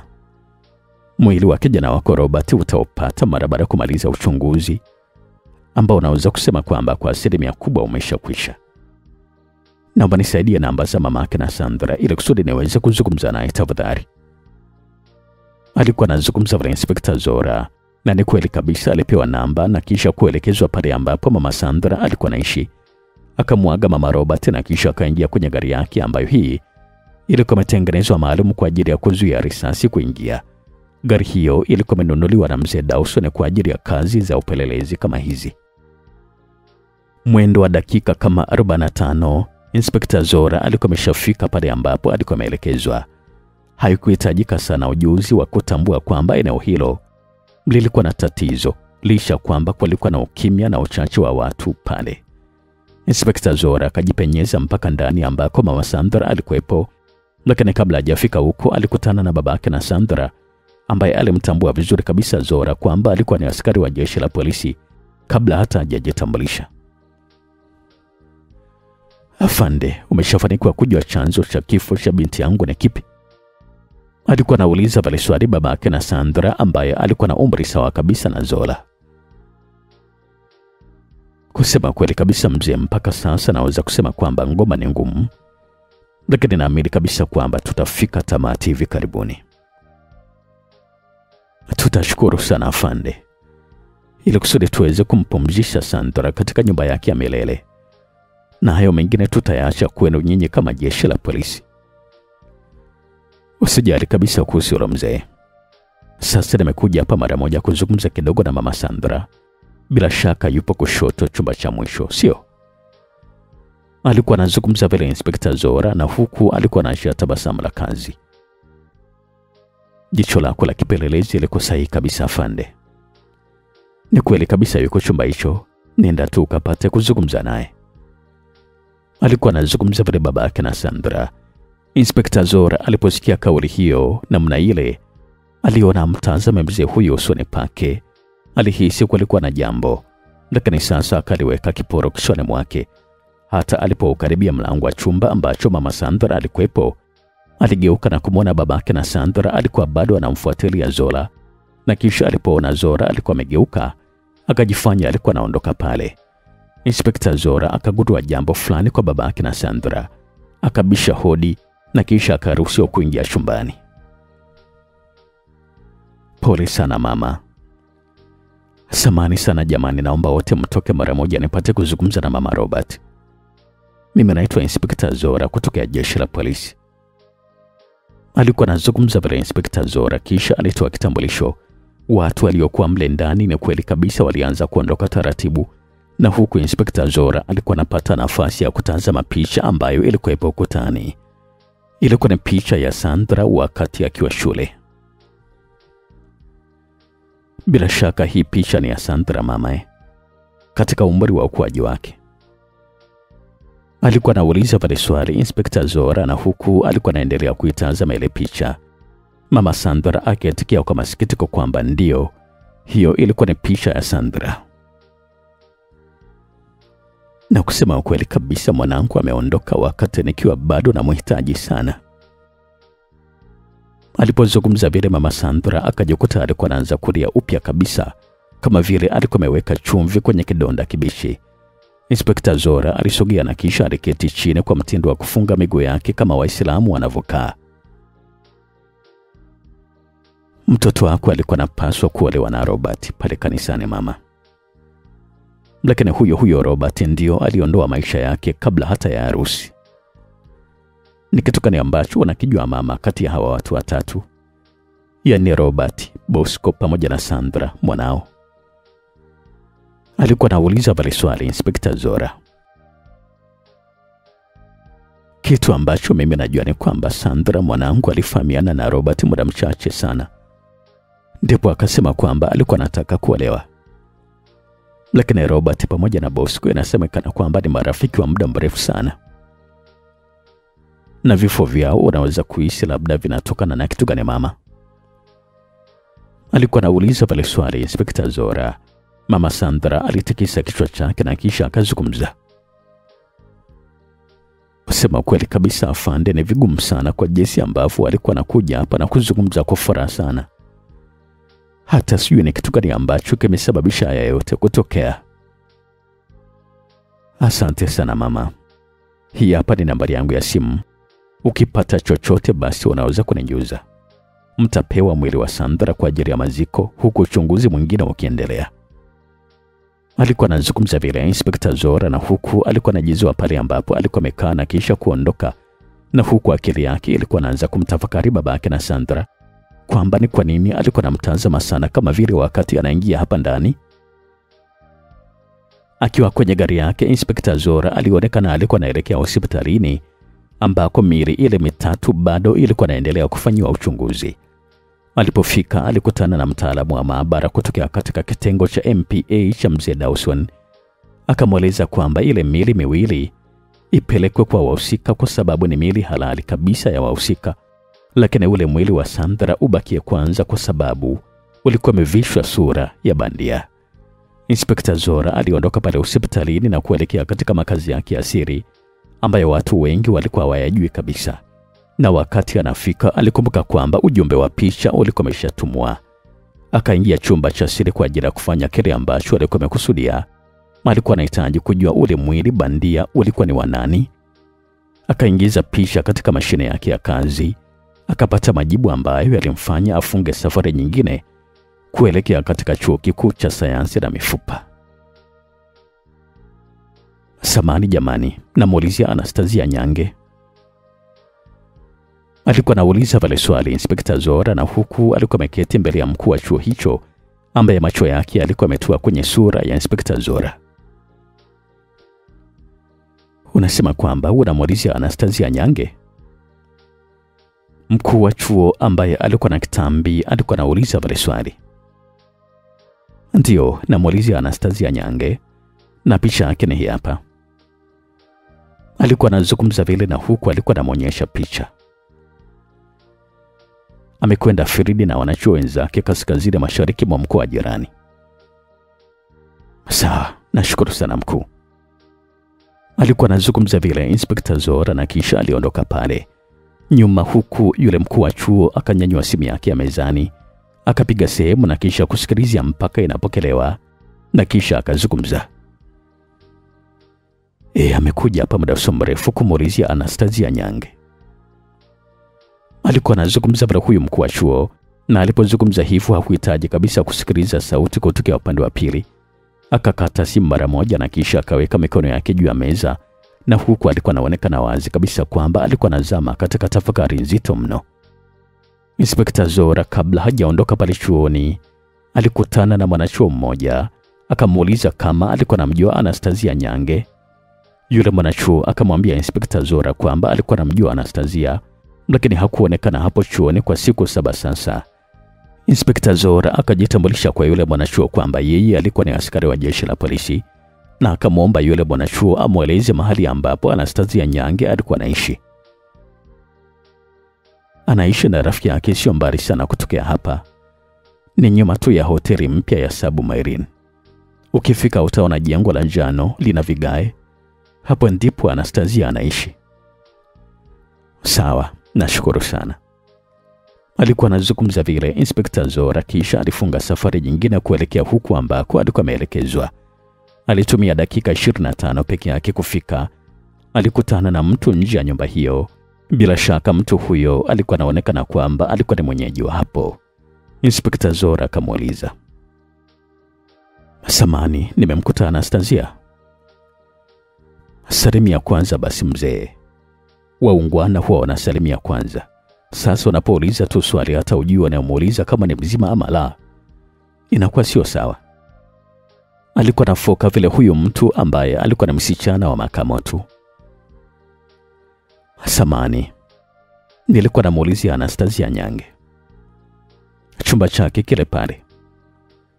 Alikuwa anazungumza vile huyo msichana, na huku alikuwa anamuonyesha Inspekta Zora, na kisha Inspekta Zora alishuka kwenye gari na kuelekea kubisha hodi pale kwenye chumba ambacho ndicho alikuwa ameelekezwa. Kiatu cheusi cha Inspekta Zora kilikuwa kinang'ana kumfanya msichana huyo kujua kwamba huyo mwanamume alikuwa na pesa sana, na kisha alipeleka macho yake kwenye gari ya Inspekta Zora na mara moja akaingia chumbani kwake. Muda huo Inspekta Zora alikuwa anabisha hodi katika chumba cha Anastasia, na huko macho yake ya kijasusi alikuwa anaangaza huko na kule. Ukimya aliokuta pale ulimpatia wazo la kujaribu kufungua mlango ili kusudi aweze kuchunguza vizuri. Akarejea kwenye gari yake na kisha alifungua begi dogo, akatoa rundo la funguo za bandia, Akachagua funguo ambayo ilikuwa inaendana kabisa na kitasa cha pale mlangoni. Akarejea tena mlangoni na kisha kufungua taratibu sana bila hata sauti ya kufunguka kusikika. Sekunde chache akajikuta alikuwa amefanikiwa kuingia ndani. Inspekta Zora alikuwa makini sana. Sehemu hiyo ilikuwa na chumba na sebule. Na muda huu ambao Inspekta Zora alikuwa pale sebuleni, palionekana kwamba kulikuwa tulivu kabisa, huku feni ilikuwa inaendelea kupepea tu ndani. Hapo sasa ikamfanya amiri kwamba kulikuwa na mtu ambaye alikuwa anaishi pale. Akili yake iliyakumbuka maneno ya yule mwanachuo kwamba Anastasia alikuwa anaishi pamoja na rafiki yake. Inspekta Zora akajikuta alikuwa na mhitaji zaidi huyo rafiki yake, kwa sababu alikuwa ameshajua kwamba Anastasia alikuwa ameshakufa katika lile tukio kule kanisani. Akanyata taratibu baada ya kusikia mlio wa simu ikiita kutokea chumbani. Akapinda mkono wake na kisha kuchomoa bastola yake iliyokuwa na kiwambo cha kuzuia sauti. Akageuka nyuma kuhakikisha kwamba hakukuwa na mtu pale sebuleni, na kisha alianza kuelekea chumbani ambako ile sauti ya simu kuita bado ilikuwa inaendelea kusikika. Akameza mate taratibu na huku kijasho cha umakini kilikuwa kinaendelea kumtoka katika paji la uso wake, na kisha kwa mwendo haraka akaingia chumbani, na huku alikuwa anaangaza bastola yake huko na kule. Kitandani aliona kulikuwa na mtu alikuwa amelala, na huku sura ya huyo mtu ilikuwa inatazama ukutani na kumpatia wakati mgumu Inspekta Zora kujua huyo mtu aliyelala alikuwa ni nani. Taswira ilikuwa inaonyesha wazi kabisa kwamba huyo mtu alikuwa ni mwanamke, na kisha akili pamoja na moyo wa Inspekta Zora ukajipatia tumaini la kumpata rafiki wa Anastasia ambaye alikuwa anajua kabisa kwamba anaweza kuwa mwangaza wa kumpatia mwanga Zora kuhusu kesi ile ya utata sana ambayo ilikuwa naibua taswira ya nani alihusika na kifo cha makamu wa rais. Bastola ikiwa mbele, Inspekta Zora alionekana kwamba alikuwa makini sana, na huku alikuwa anazidi kusonga mbele karibia na mtu huyu ambaye hakuwa amemtambua bado mpaka muda huo. Alipomfikia alimgeuza kwa kutumia bastola yake. Mambo hayo alikuwa anayafanya akiwa na umri wa zaidi ya miaka 50. Hata sijui alipokuwa kijana Inspekta Zora alikuwa hatari kiasi gani katika upelelezi. Akashusha miwani yake na bastola taratibu, akapeleka kidole chake katika eneo la shingo na kisha kwenye pua. Ubaridi wa mtu huyo ulionyesha wazi kabisa kwamba alikuwa amekufa muda mrefu sana. Hata povu lilikuwa linamtoka puani. Alipomchunguza vizuri aliona ile alama ya vidole viwili kwenye paja la marehemu. Inspekta Zora alishusha pumzi ndefu, na huku akili yake ilikuwa inampatia majibu ya kwamba waliohusika katika matukio mengi ya kikatili, wale waliomuua makamu wa rais wa Jamhuri ya Muungano wa Tanzania, ndio waliosababisha kifo hiki pia. Haraka sana Inspekta Zora alichukua simu yake na kisha kumpigia mzee Dawson ambaye ndio alimpatia ile kazi ambayo ilikuwa imejaa utata. Simu hiyo ilipokuwa inaita, mzee Dawson alikuwa na starehe tu na msichana mmoja nyumbani kwake. Alipoona simu ya Inspekta Zora akaacha kila kitu ambacho alikuwa anafanya, akamwambia huyo msichana avae aondoke zake haraka. Mzee Dawson akajitupa kitandani na huku alikuwa hoi, na kisha akapokea simu ya Inspekta Zora. "Unasemaje Zola?" Alikuwa anazungumza vile mzee Dawson kwa sauti ya uchovu sana kutokea huko upande wa pili. "Unapaswa na wewe kuingia kazini mzee. Vinginevyo naona kabisa kwamba mambo yanaweza kuharibika kabisa. Nilikuwa nafuatilia kuhusu vifo vya utata vilivyotokea kanisani. Mmoja kati ya watu ambao wangeleweza kunipatia mwangazo wa kesi hii, nimemkuta akiwa ameshakufa tayari nyumbani kwake. Hawa watu wanaona wazi kabisa kwamba wako macho masaa yote na wananifuatilia pia. Lakini Zora, nilipata kukueleza mapema kabisa kuhusu kazi hii, na pia nilikupatia msaidizi ili kusudi akusaidie. Lakini cha ajabu hutaki kabisa kuwasiliana naye. Unataka niingie kwenye majukumu hayo mimi mwenyewe?" "Dawson, unajua vizuri kabisa kwamba simwamini mtu yoyote katika mambo yangu mimi. Siku zote huwa napenda sana kufanya kazi mimi mwenyewe. Lakini hili linahitaji utulivu zaidi, kitu ambacho maadui zetu hawataki kabisa kunipatia." Alikuwa anazungumza vile Inspekta Zora. Ilisikika sauti ya kuguna kutokea upande wa pili kwa mzee Dawson. Ilikuwa inaonyesha kama vile alikuwa anageuka pale ambapo alikuwa amekaa. naomba basi fanya utaratibu tuonane mzee, tafadhali sana, kwa sababu nahisi kwamba nimeshaanza kuchanganyikiwa. Alikuwa anazungumza vile Inspekta Zora, kisha alikata simu bila hata kusikiliza sauti ya mzee Dawson huko upande wa pili. Mara baada ya hapo akapiga simu sehemu nyingine ndani ya kitengo cha siri cha mzee Dawson ambacho kinaitwa MPA, akawaomba madaktari waweze kufika katika eneo la tukio, akawapatia ramani kamili lilipo eneo hilo. Hakuwa na muda wa kupoteza kuendelea kukaa pale. Inspekta Zora alitoka taratibu mpaka nje. Aliangalia vizuri mazingira yale kwa jicho na akili ya kipelelezi. Akajua kabisa kwamba kifo kile kilikuwa kimetokea masaa machache yaliyopita, na kivi vyote vile mwenye chumba ambacho kilikuwa kinaangaliana na mlango uliofanyika tukio hilo atakuwa labda kama hajasikia basi lazima atakuwa ameona chochote.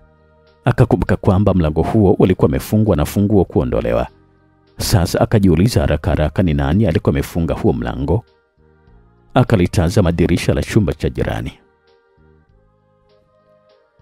na kama mlango ulifungwa na kisha funguo kuondolewa, maana yake ni kwamba kuna mtu amefunga mlango na kumfungia mtu ndani.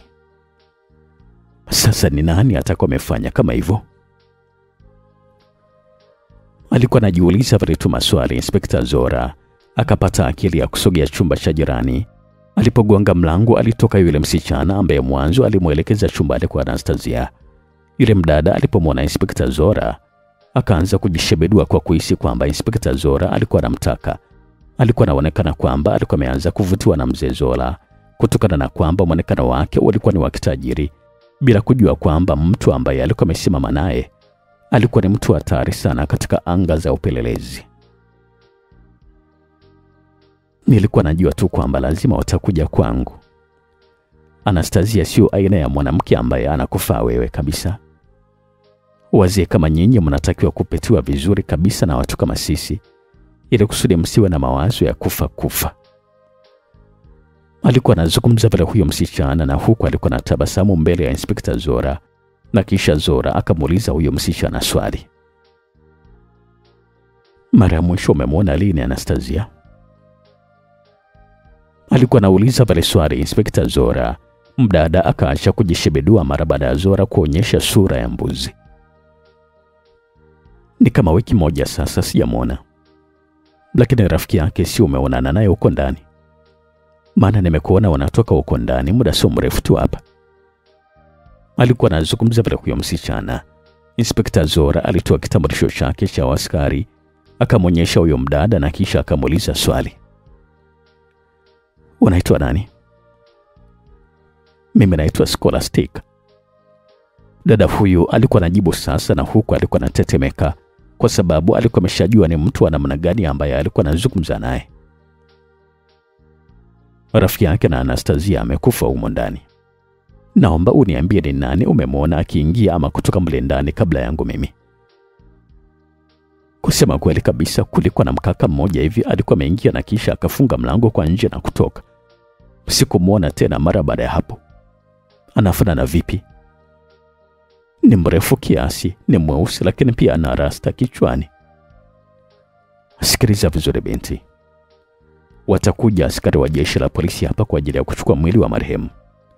Nashukuru sana kwa ushirikiano wako. Alikuwa anazungumza vile Inspekta Zora, kisha aliingia kwenye gari yake na kutokomea katika eneo hilo. Akawasiliana na mzee Dawson ili kusudi wapate kukutana na kuzungumza. Mzee Dawson kama kawaida yake akamweleza Zora kwamba wakutane katika sehemu ya siri. Alipofika Inspekta Zora, mzee Dawson aligundua na jinsi gani inspekta huyu alikuwa katika wakati mgumu sana ambao hajawahi kabisa kumwona nao. Akamimina mvinyo kwenye glasi na kisha kumpatia. Akapiga funda moja la mvinyo na wote walikuwa wamekwisha kwenye glasi, na kisha akaitoa glasi mezani kama mtu aliyechoshwa na kile ambacho kilikuwa kinaendelea.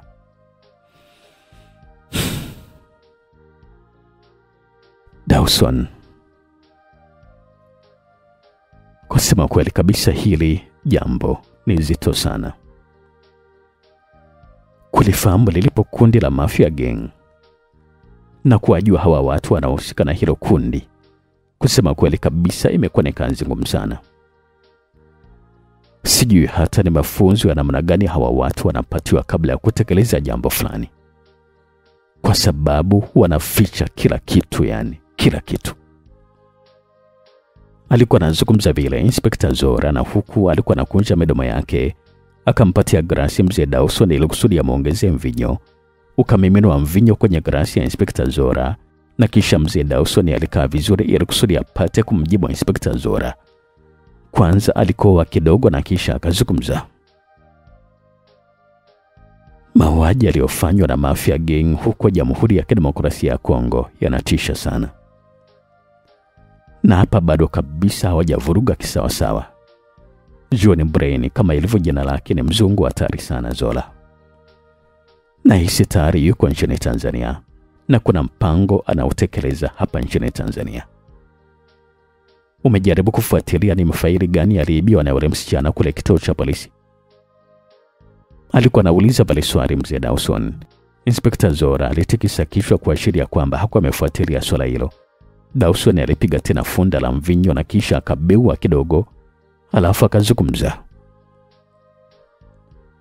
Inspekta Zora, ambaye mimi namjua kwa muda mrefu, hawezi kabisa kukosa kujua mambo kama haya. Akili yako haipo kabisa Zola. John Brain ana akili kubwa sana na anacheza na ubongo wako. Huenda ameshakujua na ameshaanza kukufuatilia pia. Anachofanya hapa ni kukuchezesha tu huku na kule.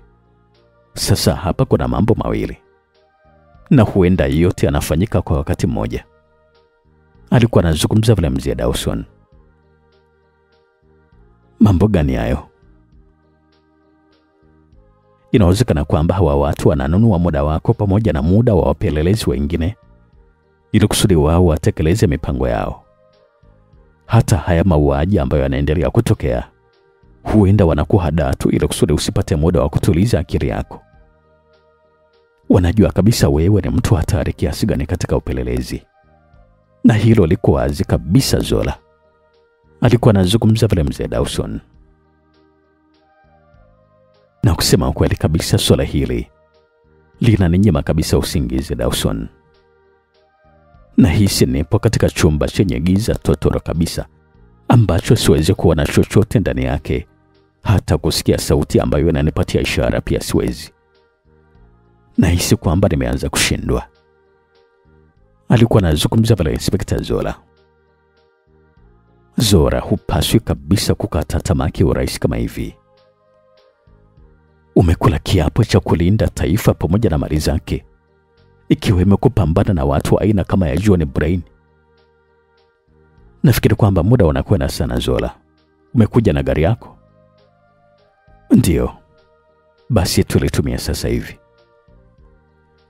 Tunakwenda wapi tena mzee? Alikuwa anauliza pale swali Inspekta Zora, na huku alikuwa anamtazama kwa makini mkubwa sana mzee Dawson, ambaye tayari alikuwa anaonekana kuwa alikuwa ameshaanza kulewa, lakini alikuwa anamjua vizuri kabisa jinsi ambavyo alikuwa akilewa ndio huwa anaamua mambo kwa kutumia akili kubwa sana. Tunakwenda pale hospitalini kwa ajili ya kuruhusu ile maiti moja iliyosalia kwenda kuzikwa.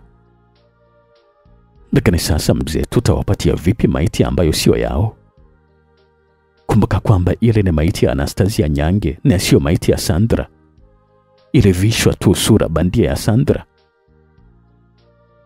Tutairudisha sura bandia ya Sandra kama ambavyo ilikuwa mwanzo, na kisha tutawapatia ndugu zake ili kusudi wamzike. Huu sio wakati wao wa kujua ukweli kwamba aliyekufa sio binti yao. Acha tu waamini kwamba wanamzika mtu wao basi. Alikuwa anazungumza vile mzee Dawson. Walitumia gari la Inspekta Zora mpaka walipofika hospitalini. Tayari maiti mbili zilikuwa zimeruhusiwa kwenda kwa wahusika, ambazo na maiti ya Bosco pamoja na Robert, ambazo hizi ziligundulika kwamba hizo zilikuwa na sura halisi. Walisimamia zoezi la kuvishwa sura bandia katika mwili wa Anastasia. Dakika chache mwonekano wake ulibadilika na kuwa mwonekano wa Sandra kama ambavyo alikuwa mwanzo.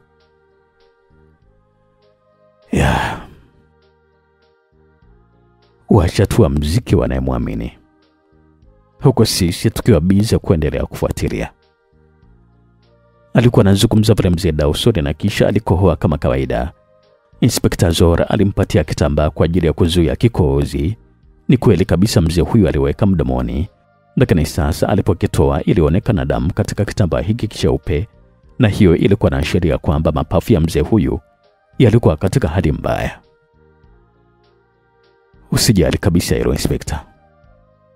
Alikuwa anazungumza pale mzee Dawson, kisha Inspekta Zora akapiga simu kwenye familia ya mama Sandra ili kusudi waende kuchukua mwili ambao alikuwa anaamini kwamba ni mwili wa Sandra hospitalini na kisha wauzike. Sasa naingia rasmi kabisa kazini Zola. Tuna muda mchache sana kwa ajili ya kuhakikisha kwamba nchi inakuwa shwari. Alikuwa anazungumza vile mzee Dawson na kumfanya Inspekta Zora tabasamu, kwa sababu kusema kweli kabisa mzigo wa kufuatilia hii kesi ulikuwa umeshaanza kumwelemea. Siku iliyofuata mazishi ya Sandra yalifanyika. Inspekta Zora alikuwa miongoni mwa watu ambao walikuwa wamehudhuria katika mazishi hiyo. Lakini sasa uwepo wa Inspekta Zora hapa msibani walikuwa na malengo makuu mawili. Moja kabisa ilikuwa ni kuhakikisha familia haitambui kama anaizikwa sio Sandra. Lakini jambo la pili, alikuwa anaamini kwamba kama ule mpango ulisukwa, basi wasukaji wangefika pale msibani kwa ajili ya kufuatilia.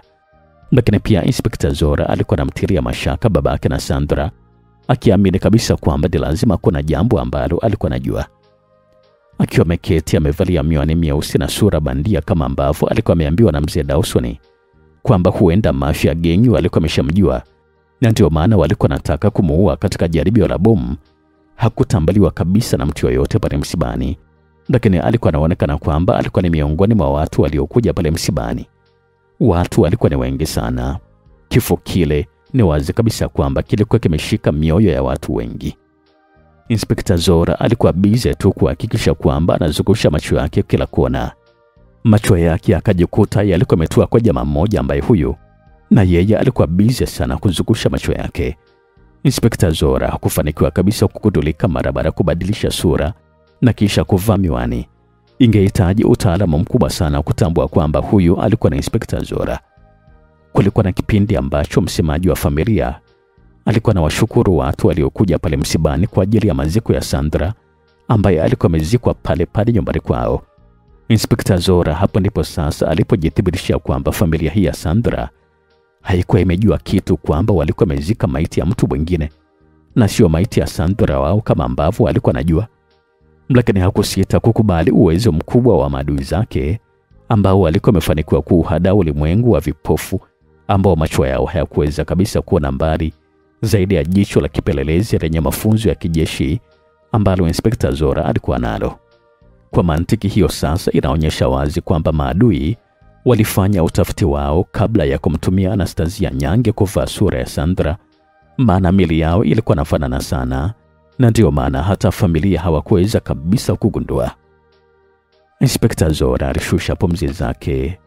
Alikuwa anajua vizuri kabisa kwamba ilitumika akili kubwa sana pale mpaka Anastasia Nyange akaingizwa katika mwamvuli ule wa mauti. Swali ambalo lilimjia kichwani mwake Inspekta Zora kwa haraka ni kwamba Sandra mwenyewe halisi alikuwa wapi? Aliporejesha macho yake katika eneo, yule jamaa ambaye alikuwa anamfuatilia alipokuwepo, aliona kiti kilikuwa kitupu kabisa. Akaangaza huko na kule bila kuwa na mafanikio yoyote yale. Ndipo sasa akaona ni bora atoke nje ili kusudi apate kupeleleza yule jamaa alikuwa ni nani na ni kwa nini alikuwa anachezesha yale macho yake kipelelezi kama vile. Akamkumbuka kisawasawa jamaa huyo mwenye upara pamoja na ndevu nyingi. Inspekta Zora alinyanyuka kutokea kwenye kiti kama mtu ambaye alikuwa amemaliza tukio la mazishi. Hakutaka kuonyesha dalili zozote kwamba alikuwa anafuatilia kitu chochote, kwa sababu alikuwa anaamini kabisa kwamba mpaka maadui zao walikuwepo pale pale msibani. Akiwa anatoka aligongana na mwanamke mmoja mrefu mweupe na mwenye nywele nyingi. "Samahani baba." Alikuwa anazungumza pale mwanamke huyu ambaye alikuwa na uzuri wa kutosha. Macho ya Inspekta Zora yakautali mwili wa mwanamke huyo. "Usijali." Alikuwa anazungumza vile Inspekta Zora, kisha alitoka pale taratibu bila kugeuka nyuma. Yule mwanamke alimtazama sana Inspekta Zora mpaka alipozama na kisha aliketi kwenye kiti. Inspekta Zora alipofika nje alimuona yule jamaa alikuwa anazungumza na simu na kisha akaingia kwenye gari. Inspekta Zora kuchelewa naye akaingia kwenye gari na kuanza kumfuatilia jamaa huyo ambaye alikuwa anaonekana wazi kabisa kwamba hakuwa na wasiwasi wowote ule, kwa sababu hata vile ambavyo alikuwa anaendesha gari hilo ilikuwa inaonekana wazi kabisa kwamba alikuwa katika hali tu ya kawaida. Akaingia katika barabara ya 5 na kisha alishika barabara kuu ambayo ilikuwa inatoka katika uwanja wa ndege na kuelekea katika eneo ambalo kulikuwa na hoteli nyingi tu za nyota 5. Bila kupoteza muda, Inspekta Zora alimpigia mzee Dawson simu, akamweleza hali ilivyo na kisha akasubiria jibu la mzee huyo. Washa GPS ya gari mara moja. Ilisikika sauti ya mzee Dawson kutoka upande wa pili wa simu, na hiyo ikampatia ishara Zora kwamba mzee Dawson alikuwa na maelekezo muhimu kabisa ya kitu gani cha kufanya.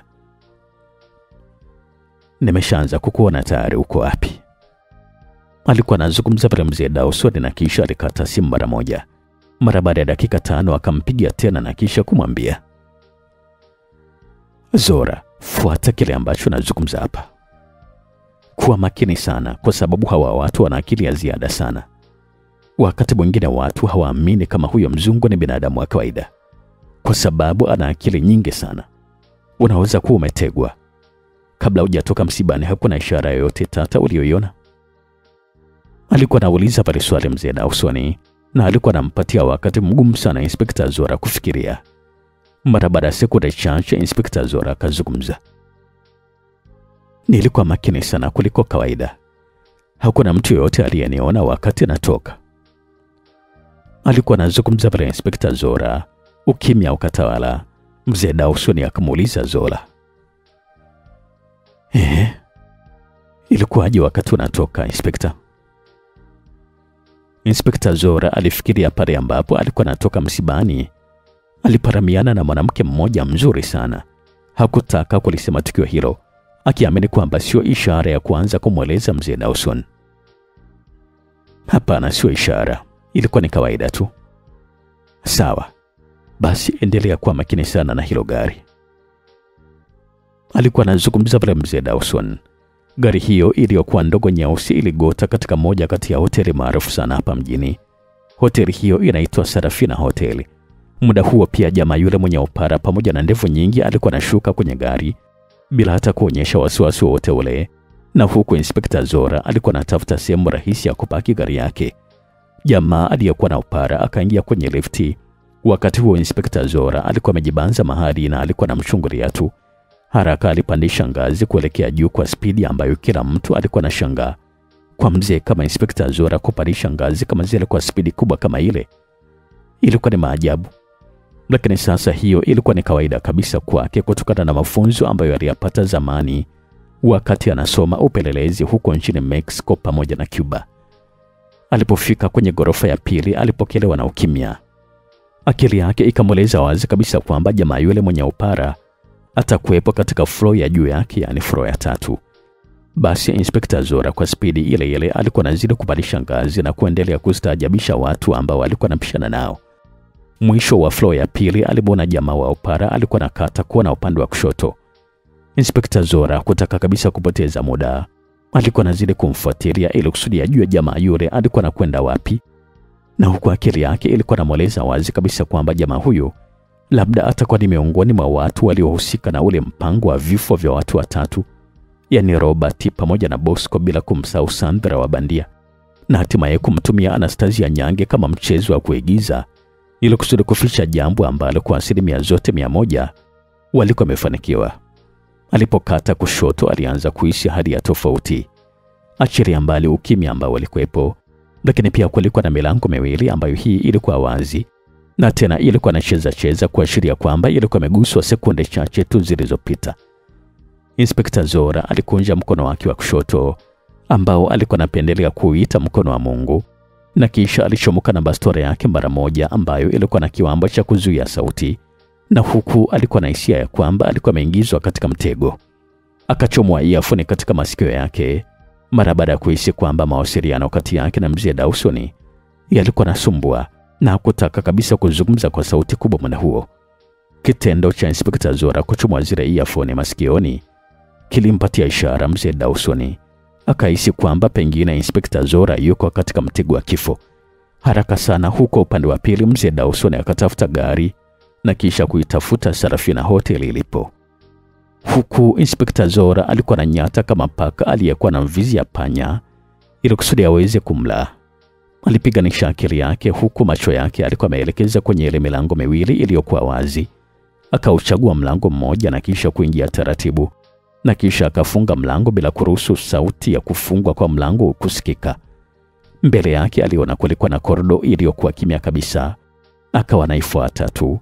Alikuwa amejikunja kama dume vile, na huku alikuwa anajua wazi kabisa kwamba kosa moja tu ambalo atalifanya basi linaweza kuondoka kabisa na maisha yake. Akaupita mlango wa kwanza na mlango wa pili. Akili ikamwambia kwamba ufungue mlango wa tatu. Alikuwa na hisia kali sana kama mbwa wa polisi. Alikuwa na hema taratibu sana. Alikuwa amefundishwa kuwa kuhema kwa nguvu kunaweza kusababisha shabaha kwenda tofauti, jambo ambalo hakutaka kabisa litokee pale. Akiwa ameshikilia tu kitasa hicho cha mlango na huku alikuwa anavuta taratibu, Inspekta Zora ghafla tu alikutana na teke kali ambalo lilimuyumbisha na kusababisha bastora yake kuanguka mpaka chini. Akiwa anataka kuiokota bastora, alipigwa teke na kujikuta alikuwa anaburuzika mita kadhaa. Hapo ndipo Inspekta Zora akajua kwamba sasa yuko katika hatari kubwa. Kwa umakini aligeuka taratibu na kisha kumtazama mtu aliyempiga teke. Alikutana na sura ya malaika ambaye yeye alikuwa anamjua kama Judith. Na tena sasa hivi alikuwa katika sura bandia ambayo Inspekta Zora alikuwa anajua vizuri kabisa. Inspekta Zora aliyakumbuka vizuri kabisa maneno ya polisi aliyempigia simu na kumtaarifu juu ya mauaji ya polisi 15 katika kituo cha polisi. Akautumia huo muda kuyatazama maungo ya msichana huyu mwembamba, lakini alikuwa ni hatari sana. Akagundua kwamba alikuwa na ujuzi mkubwa sana wa karate. Inspekta Zora hakutaka kupoteza muda wake, japo alikuwa anajua vizuri kabisa kwamba huyo msichana alikuwa ni hatari sana kwake. Akakunja ngumi na kisha kutupa teke ambalo lilifika mpaka kwenye mbavu za huyo msichana ambaye aliudaka mguu wa Inspekta Zora, na kisha akaukunja na kumsababisha Zora maumivu makali. Akapigwa kwenye ugoko. Ndipo Inspekta Zora alipotoa sauti ya maumivu. Akauvuta mguu haraka ili kusudi usivunjwe. Akawa na maswali mengi sana kichwani aliyokuwa anataka kumuuliza huyo msichana, lakini sasa aligundua kwamba hakukuwa na muda wowote wa kuuliza maswali kama hayo. Inspekta Zora aliweka mikono yake vizuri ili kusudi aweze kutuba shambulio. Malaika akajirusha na kisha kutoa kwenye mikono ya mzee Zora ambayo ilikuwa imekazwa, na kisha akaviningika na kumtupia teke la usoni. Inspekta Zora akaangukia pembeni. Akamfuata pale pale na kisha kuanza kumpiga sehemu ya tumbo, na huku alikuwa anazungumza, wewe ni mahiri sana katika upelelezi, lakini mwisho wa kuifanya kazi yako ya upelelezi ulioifanya kwa zaidi ya miaka 30 ni leo. Na kuwa hapa ili kusudi kupeleka ujumbe kwa aliyekutuma. Shenze kabisa wewe. Alikuwa anazungumza vile binti huyu ambaye yeye alikuwa anamjua kwamba anaitwa Malaika. Inspekta Zora alikuwa anagugumia tu kwa maumivu makali. Haraka akauvuta mguu wa Malaika na kisha kumwangusha chini. Hapo ndipo sasa akapata muda wa kujipanga upya. Safari hii Inspekta Zora hakuwa na bahati kabisa, kwa sababu Malaika aliutumia ujuzi wake wa mapigano na kisha kumpiga kisawasawa Inspekta Zora mpaka akajikuta alikuwa anatema damu. Akamnyanyua na kisha kumkaba shingoni, na huku alikuwa amemgandamiza ukutani. Inspekta Zora alitumia nguvu zake chache ambazo zilikuwa zimebakia. Akampiga teke katika sehemu nyeti, na hiyo ndiyo ilikuwa ni ahueni kwake. Malaika alianguka chini haraka na kisha kujiokota, ni kama vile alikuwa amemchokoza. Basi Inspekta Zora alikutana na ngumi za uso mfululizo mpaka akachanganyikiwa. Akajikuta muda mchache alikuwa ameanguka chini na kushindwa kabisa kuinuka. Inspekta Zora alipoona kwamba hawezi kabisa kurudisha majibu ya mapambano ambayo alikuwa amepigwa, akavua sura yake ya bandia. Ndipo sasa Inspekta Zora alipopata kuiona sura halisi ya mwanamke huyo. Majina yangu naitwa Malaika. Najua huna uwezo wa kufanya chochote hapo ulipo mzee, kwa sababu zimebaki sekunde chache na kupoteze. Kama ulikuwa nafikiria kwamba mtaweza kupambana na Mafia Gang, basi huu ndio utakuwa na ujumbe kwa wajinga wenzako wote ambao wanatufuatilia. Nyote mtakufa kifo kibaya sana kama tu mtaendelea kutufuatilia. Alikuwa anazungumza pale Malaika na kisha alichomoa kisu chake kutokea kwenye mfuko wa koti ambalo alikuwa amevaa, na kisha akamsogelea zaidi Inspekta Zora na kuzungumza. Na kwa sababu umefanikiwa kunijua sura yangu halisi kabisa mzee, basi huna haki ya kuendelea kuishi tena. Alikuwa anazungumza pale Malaika na kisha alinyanyua kisu ili kusudi kumchoma Inspekta Zora kwenye moyo. Lakini ghafla pale pale alisikia mlango ulikuwa unafunguliwa na huko risasi zilikuwa zinamiminiwa mfululizo. Akajirusha na kuanza kukimbia kwa kuzikwepa risasi mpaka akazama kwenye korido. Alikuwa ni mzee Dawson, huyo ndiye aliyekuja kwa ajili ya kumsaidia Inspekta Zora. Vinginevyo Inspekta Zora habari zake zote za dunia zingekuwa zimeishia hapa siku ya leo. Pole sana Inspekta. Alikuwa anazungumza pale mzee Dawson, na huku alikuwa anampatia mkono Inspekta Zora aweze kusimama. Akamsaidia mpaka akasimama, na mzee Dawson akaifuata bastora ya Inspekta Zora ambayo ilikuwa pale sakafuni na kisha kumpatia. Mshenzi kabisa yule. Alikuwa anataka kuondoka na maisha yangu. Na kama sio wewe mzee, basi hapa mngekuja kuchukua maiti yangu tu. Bado siamini kabisa Inspekta Zora kama msichana mdogo kabisa kama yule eti amekukalisha chini kiurahisi kama hivi Inspekta Zora. Dawson, niliposikia hadithi za huyu msichana kwamba alikuwa ameua askari wa polisi zaidi ya 15 pale kituoni, nilikuwa nadhani ya kwamba ni utani. Lakini leo naweza kusema kwamba ndio nimeamini ni kwa nini aliwashinda askari wa jeshi la polisi kituoni kabisa. Kwa sababu ana ujuzi wa hali ya juu kabisa wa karate, kitu ambacho ni hatari sana kwetu. Hatuna muda wa kupoteza Inspekta, tuondoke mara moja. Alikuwa anazungumza vile mzee Dawson. Mara moja kweli kabisa walishuka mpaka chini, na kila mtu aliingia kwenye gari yake na kuelekea pale ambapo alikuwa anapajua mwenyewe. Inspekta Zora alikuwa na hasira kubwa sana akiwa ndani ya gari. Kupigwa na Malaika na tena mwanamke tu kama yule kulimuumiza sana inspekta huyo, lakini sasa alifanikiwa kuijua sura halisi na jina halisi la huyu mwanamke ambalo ni Malaika. Akili yake ikamtuma kwamba aelekee kituo cha polisi. Mkono mmoja ulikuwa na maumivu makali sana kwa ajili ya kipigo, lakini alikuwa anajikaza. Alichokuwa anataka kujua ni mafaili gani yule Malaika alikuwa ameiba pale kituo cha polisi. Akaambiwa kwamba mafaili ambayo alikuwa ameiba yalikuwa ni mafaili ya kesi moja nzito ambayo ilikuwa inashikiliwa na kitengo cha Ikulu. Msikilizaji, na huu ndio mwisho kabisa wa simulizi yetu inaitwa Kivuli cha Umauti. Tukutane katika sehemu ya pili tupate kujua hatima ya Inspekta Zora, ambaye licha ya kwamba alikuwa ni mbobevu mkubwa sana katika masuala ya upelelezi, lakini kesi ambayo alikuwa anapambana nayo sasa dhidi ya kundi hatari la Mafia Gang ilikuwa inaonekana wazi kabisa kwamba inamzidi nguvu. Majina yangu naitwa Felix Zora, kutokea hapa Simulizi Mix. Tukutane sehemu ya pili.